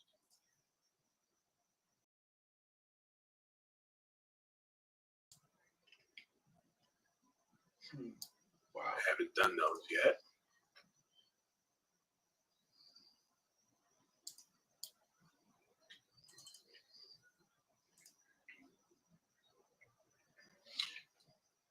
And then here, this is where, you probably, at this point, I would do maybe some SCNR or some other things. So maybe I would do some SCNR here to get rid of that green, as well as some over here to get rid of any green that's over there. And I would then do a mask. And the one that Sean taught me was the ACDNR lightness mask. And I don't know if you need, in the scenes, this one seems to work for me really well. I don't know as far as mask, when you should maybe use a range mask or anything like that. But this particular mask, using the lightness mask here. So if I kill that and bring over the lightness mask and create it from here, has helped. And I already have that mask already created. So here is this mask. Apply it there. And the same, the RGB mask. And this one I tweaked, the mid-tone shadows and highlights so I can actually make sure I'm getting the propeller. If you can see that here. If I ever want, so I have that here. And I will invert and hide, kind of the mask. And this one, and do the same here.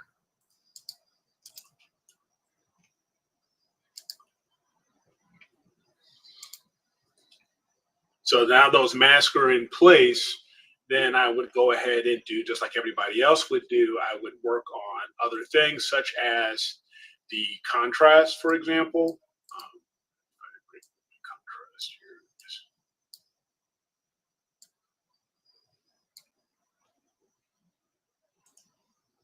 And if I double click on that and actually saw a preview to see how things are, and if I wanted to boost that, and I've done that a couple times, so increase that again. So that's fine. And then do the same here. Well, then what I would do, now that I've added the contrast for, I would perhaps do some curves.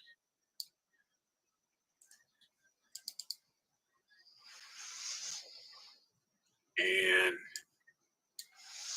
go ahead and reset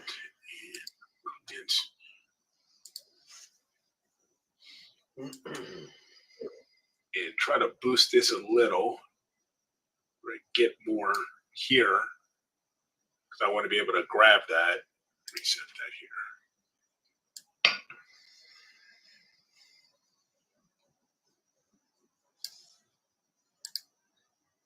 There we go. So I can get more of the RGB just for this, because I want to add this back in, at least this bit of nebulosity here. And then, oh, I shouldn't have done that. But You forgot to execute. yeah. And then that's okay. So there's that. And then Chromians, that one's fine. Not going to do much here. Okay. So there's that for the RGB. And it's only really focused on the nebulosity and not the background. And now I will go ahead and do the SHO side and boost that up just a little bit. And now go to the saturation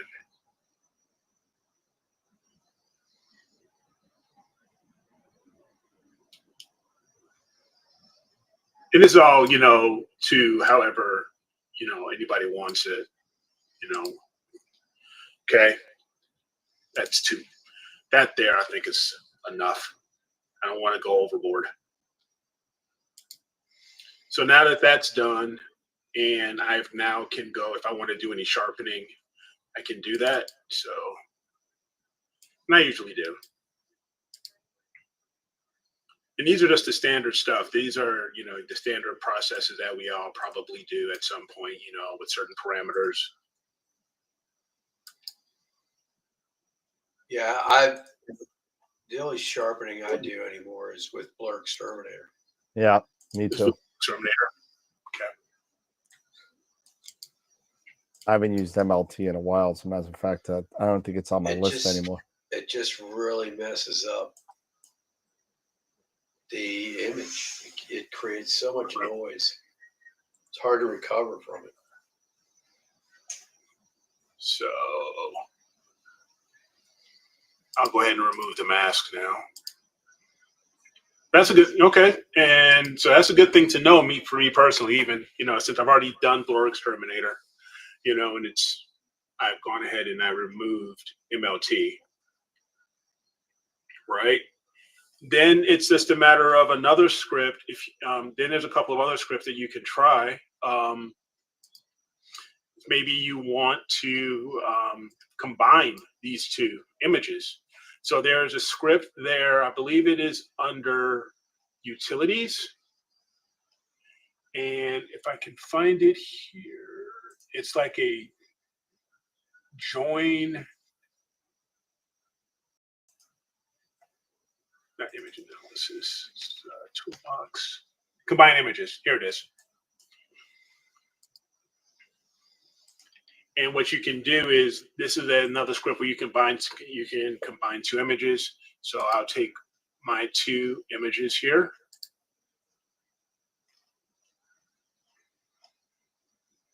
And now it's given me, and then you can do it different types of combining methods.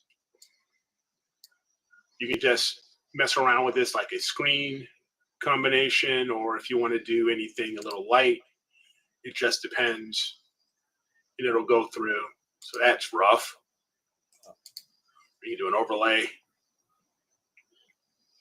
So it just really depends on, and this is all basically, all artist prerogative now, really, on how you want to do these.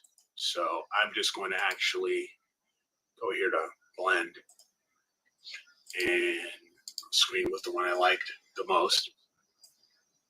Okay, so here you have something like this, just for an example, if you wanted to do something like this, and then you can execute, so it's just the point of, being able to use different types of scripts that there are out here that you can, do different things with to make things a little bit easier for you. If you decide, hey, I want to try this, or I want to try that, and you don't know maybe the pixel math to do this, then fortunately there are certain scripts out here that can do that. So here's a new image, right? And then again, I could clean this up a little bit if I wanted to, as far as any other SNR rather. And then the final one would probably be something such as this, bringing back my stars into this image if I wanted to, to do this. So this would be one of like Will Blanchard's scripts, which is the Screen Stars script, where you have your RGB stars, and then you have a combined image. So, or something like this. Or if you just wanted to do SHO, you can do that and bring these in, give it a name.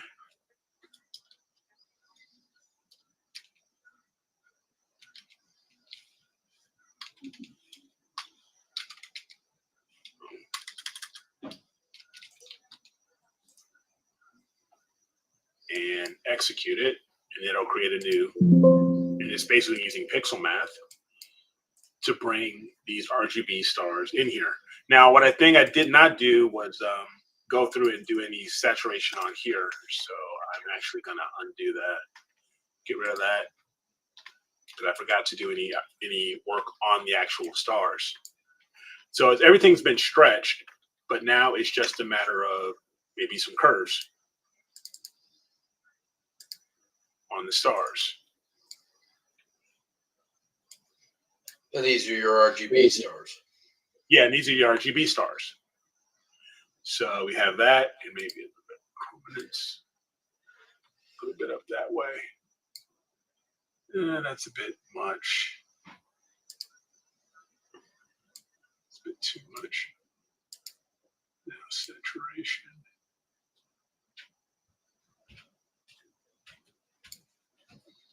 Execute it.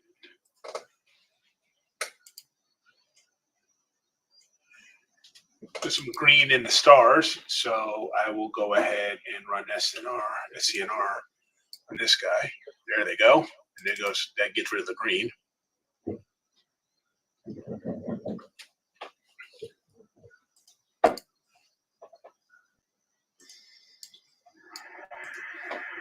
Now I can go ahead and then any magenta stars. Now I can go ahead and now I can merge them. Utilizing that script.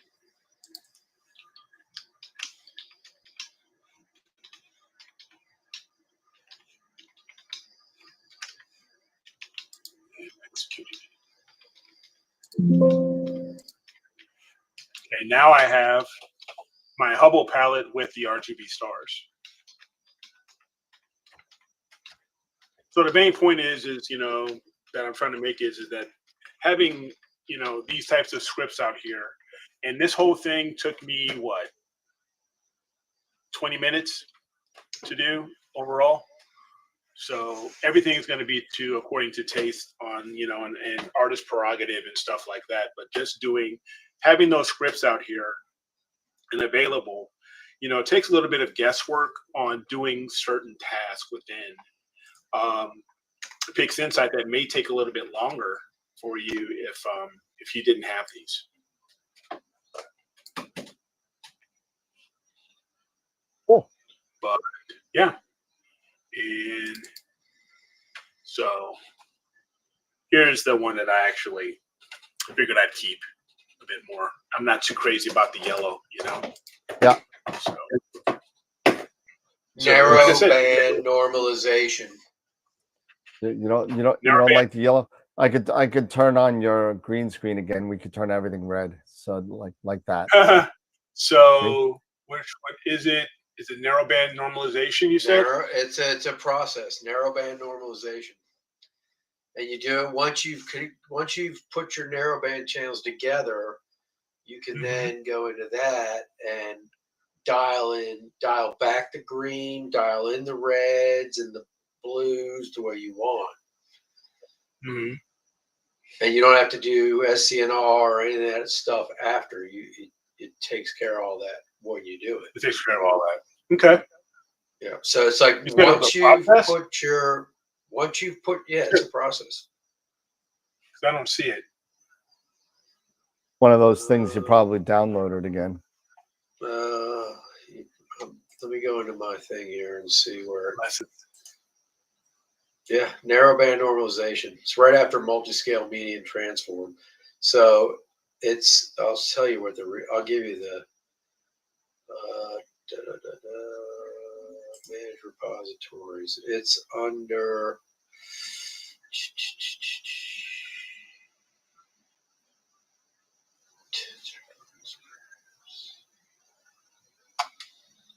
Okay, so I'll look it up.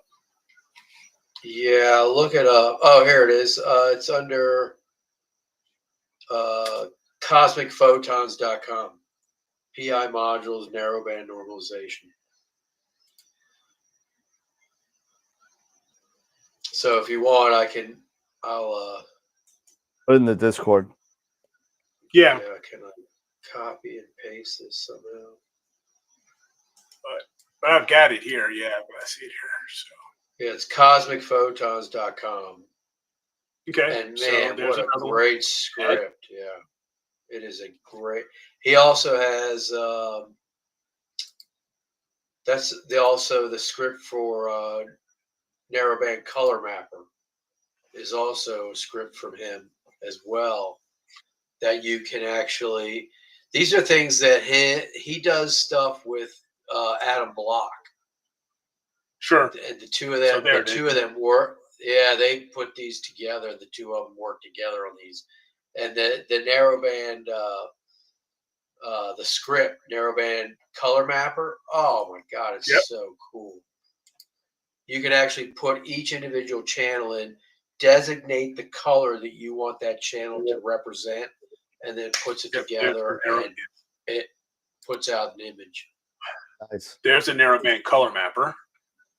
Yeah. This is another one that I'm actually going to have to play around with. If I go and play around with. Fun script. It's fun. Yeah, you'll like it.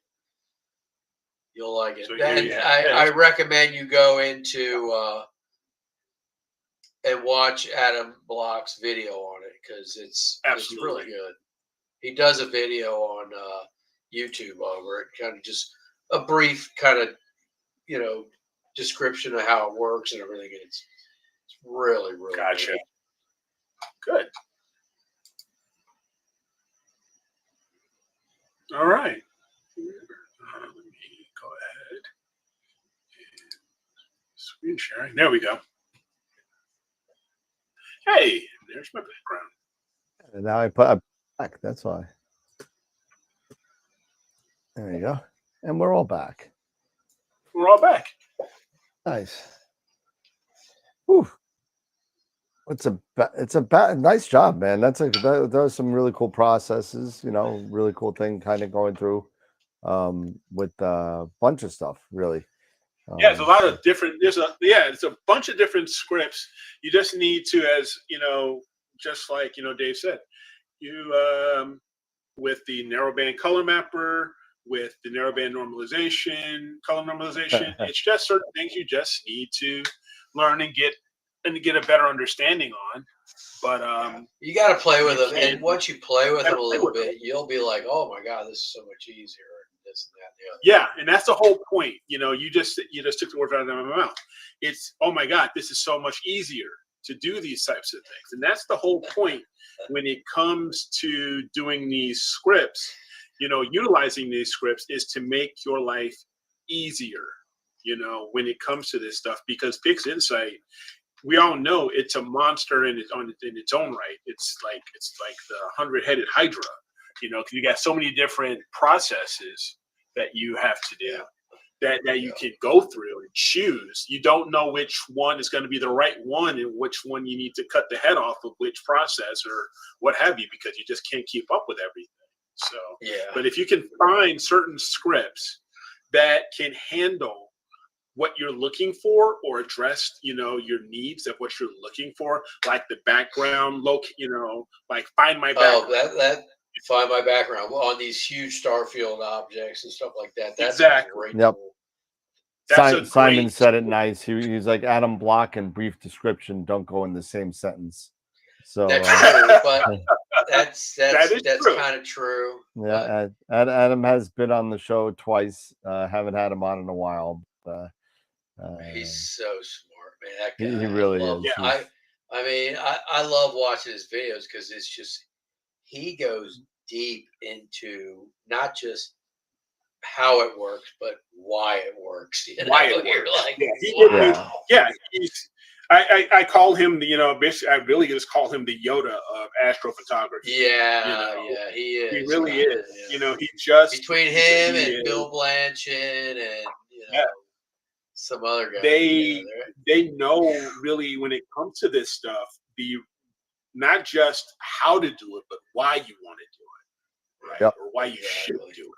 That's the big thing. Yep. So, absolutely. Right, fellas. There's just a lot of scripts and processes that are out now that make everything so much easier. Oh yeah. So where Oh yeah. you potentially would spend, hours, now you can do in 20 minutes. And it's like, because they have scripts and processes now that typically you would take, a lot of time doing curves adjustment, masking this, doing that, blah, blah, blah, blah, blah, blah, blah, blah. Now you just open up a process or a script and it's just a tweak here, a tweak there, and it's done. Tweak there, and you're like, done. oh my God. You know what the wow. sad thing is that, if anyone's seen that music video I made a couple years ago about humidity, and it's Sounds of Silence, but it's made for astrophotography. Please tell me that's on YouTube. Oh no, it's on Patreon. But if Mike Wise started the whole thing, and he wrote a first verse of the lyrics, and I took it like the next verse, and I did the background music of the Sounds of Silence done by Disturbed in the background. And Okay. and if you don't know that version of the song, I mean, you should really see it, because it sends chills up my spine. It's like, that guy's a great singer, great tone, great range for a really, really angry person. And it's probably it's probably the best version, like, remake of the song that I've ever heard, and I've heard quite a bit. But if you haven't heard my version of it and Mike's version of it, you got to go see it on Patreon. If you want to see it on the side, I'll make it available to everybody. I just can't put it on YouTube because of copyright infringement. And so I don't need any copyright strikes. That's why, just so everybody knows, that everyone wants to know why the Giotto name is blurred out on my one of my previews, is because I almost got a copyright strike, because they said that that's a product placement where I'm not giving credit to Giotto candies. So whatever. Yeah, the Giotto, the Giottos are a little chocolate candy, and I did a little thing about comparing that to the Prima Luce Giotto, and they slammed me for it. They said, so I blurred out the name of the candy. So is the picture of the week up? Yes. Yep. So I was just going to mention that. So the picture of the week is up. I am going to actually stop sharing that here and go this route now.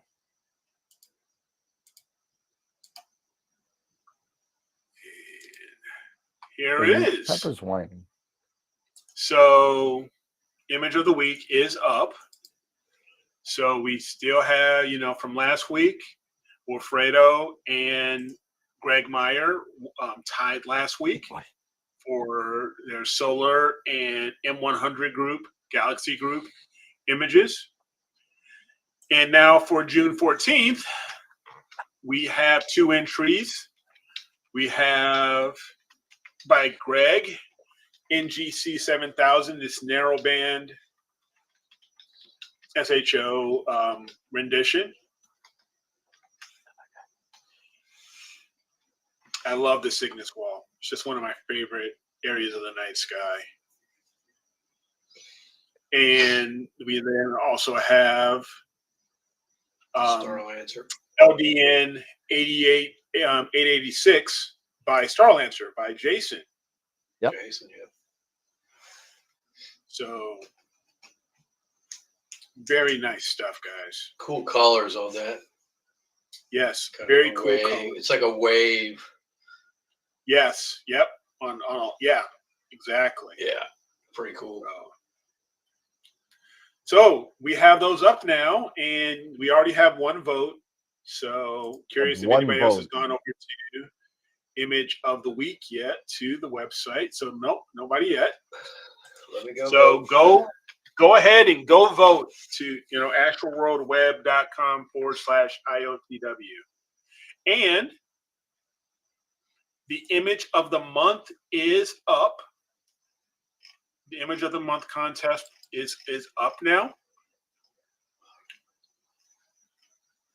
We have the April image of the month, and now May, it is up. So we have by Greg, the Spaghetti Nebula, the Needle Galaxy by Ernie. I like that one too. Ro Fucus by Center32. We have the Cat's Eye Nebula by Scott Schneider.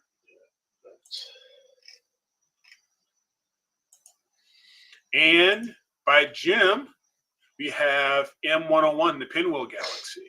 So far, we have 17 votes. This will be going in this. The poll will be open until next Friday. I just voted for both. There you go. Image of the week, image of the month. Go vote for them both. Get them both done. Get them done. So, all right. Polls are open.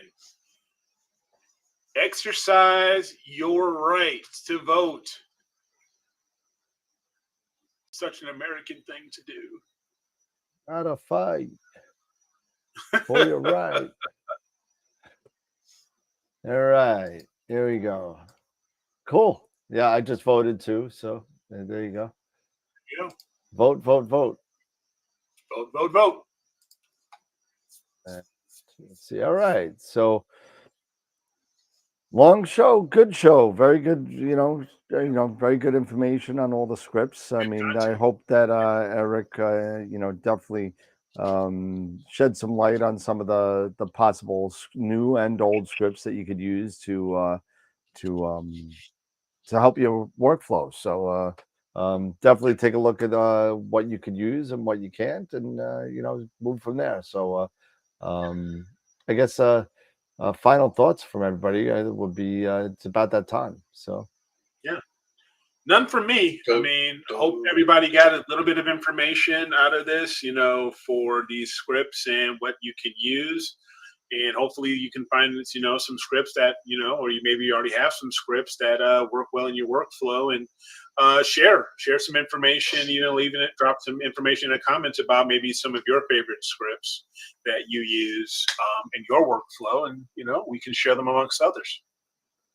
Oh, sorry. Excuse me, Dave. Yeah. So yeah, pretty well done there, Eric, tonight.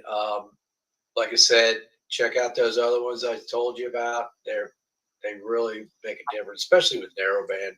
And that's a lot of what I like to do is the narrowband and how you integrate it all. And one of the other scripts is I don't know if anybody's looked at those, is the image blend script is also a great script as well. Even with broadband targets that you want to add HA to, it works great for adding HA, where you're not trying to, do the whole, Bill Blanchard with the subtract and add HA and the pixel math, where you're constantly kind of tweaking the numbers just to get it right. This, you can actually do it, and it overlays it, and you can see a live preview, and you can kind of dial it in. It works really well as well. So there are a lot of great new scripts out there that everybody should be looking at, because it's getting better and better and easier and much more user friendly. Let's just put it that way. People so much, like you see you, Eric, always were like, very intimidated by PixInsight, but so much more is coming out nowadays. It makes it so much more user friendly and easier to understand. Yep. All you gotta do is just spend a little time on a couple of YouTube videos and just learn a little bit about it and just start tinkering. Yep. Exactly. Play around and do what works for you.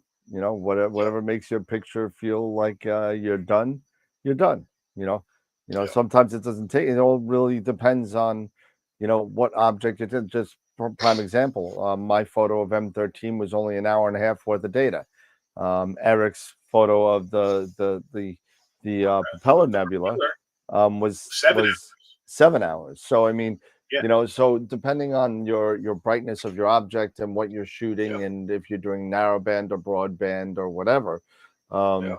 you know, take pictures. For your broadband, take a look at it at 5 hours or 3 hours, depending if you're, what kind of item you're shooting at, and then Yeah. continuously look and see what kind of benefit you're getting out of shooting more. So take a look at your raw data and say, okay, you know what, this is it at 2 hours, this is it at 6 hours, this is it at 10 hours, and say, okay, once you start to say, well, you know what, 13 or 14 hours is my limit for this type of object, you know, then use that for that type of object with a similar surface brightness, similar object, that kind of stuff. I And just then, did my 3 hours I did the other night on the Tulip. I put it up on Discord, but it's yep, only 3 hours. I didn't even put calibration frames in there. I just threw it together just to see what it would look like. I was amazed. I was like, wow, actually 3 hours came out pretty good, but I definitely plan on getting more. oh yeah, oh yeah, One thing mm, maybe we'll chat offline is I've been using the SNR tool. yep, Trying to understand, basically the decibels. Where you're at. You get a yep. number. Where are you at when you say you hit 40 decibels or 50 Right. decibels? Is that a good number? Stuff like that. I get, Right. because I can't find anything just yet in any forums or anything. I've been looking on the web to say, okay, when you reach a certain decibel number, is that supposed to be a good number? I'm pretty sure the higher it is, the better. But Well, it is, Yeah. but like if you take a you could try as much as you want. I mean, 50 or 60 is like photometric data. I mean, that's kind of high. 50 or 60 on Long Island would take me like 150 hours. So I mean, Yeah. you got to take into account your actual location. Usually 30 or so is good for me. I think that's about as high Yeah. as I. I think Yeah, the best I've gotten okay, is like 36, yeah, I 38, think that, maybe. so it really depends on your area and what the limitations of your seeing are, and that Yeah. really is dependent on signal. So I mean, when you sit there and talk about signal, take a look at the signal when I was shooting it in Valentine, Nebraska. I hmm mean, border one skies, I'm getting 40 dBs in like 3 hours. So right, so, okay, that which would take me probably about, no kidding, probably about 40 or 50 hours in Long Island to get that Yeah. kind of type of signal. So, Yeah. yeah, interesting. yeah, Because no reason I'm asking that because I'm running this stuff and like for the propeller, yep, I was averaging 40, okay, and that's and after that's 7 hours. 7 hours. Yeah, That's pretty That's good. and 7 hours. That's really and, good and you there. got to remember the propeller is also a nebula which has it's fairly bright. It's not super bright, but it's bright enough. It's not M42 bright, but it's bright that you could kind of see it at short exposures. You know. I mean, Yeah. yeah, I'm looking right now at those RGB star images. The Yep. RGB, the RGB stars, they're 89, 80. Red is 89, green is 87, and blue is 84. Yeah, On but the you're RGB. doing star data, so that kind of Well, you yeah, know and that's just Yeah. I'm just saying, Yeah. and that was 30. Those were just a few minutes. yeah, but But the star data are points of light, so you're gonna have a high signal. So you're gonna have a high signal on With stars, stars. going to give you huge You signal. know, yeah, because you but have like I nothing say, my else in there. If you added the whole RGB image, that would drop quite a bit. yeah, I mean the RGB image itself was my SHO images So what about your 48. broadband? What about your broadband? Just regular, the whole image. Yeah. Your initial broadband stack. Let's do The apples to broadband stack. apples. Yeah, the original broadband one, the RGB. Well, I'm just doing a ratio, and it's the RGB. It was at 30, say, Yeah. 28, 35, and 22. Yeah. So Yeah, you're 38, 25, 22. So you're probably about 30 when you average it Yeah. around. But you can see that just goes to show that how when you're just doing star data, that kind of gives you a signal ratio, but you're doing points of light, so you're gonna have a high signal on there. There's no diffusion on the screen at all, so it's gonna raise your signal. Right. Yep. Nope, I got it. So Cool. all right, cool. So Right, so everybody have a great hump day, and let's see, Friday night. Don't know what we're doing Friday. We'll obviously do something, and Eric, thank you for coming up with tonight's topic. So thank you. It was a good one, and we'll move on from there. So everybody have a great evening. It's been great. Thank you for everybody. Thanks for all the if you didn't hit the thumbs up, you suck. So just hit the thumbs up and give us a thumbs up and help us out a little bit. If you're so inclined to join us on Patreon or on Discord, feel free to do so. Many people are on it already. We have, I think, now 160 on Discord, which is nice. A lot of people on there. A lot of people are very active on there. So thank you for everybody that's been keeping it active, because I have not been that great with it. I've had just too much. Yeah, no, I just have too much. I need a social media manager. I need somebody like all these politicians that post things. People post things for them. So yeah, But hey, listen, everybody have a great night. We'll see everybody Friday night, and remember, as always, keep imaging, keep educating, and clear skies. And we'll see you Friday night. See you Friday, Have a good night, everybody. Take Bye-bye. care, everyone.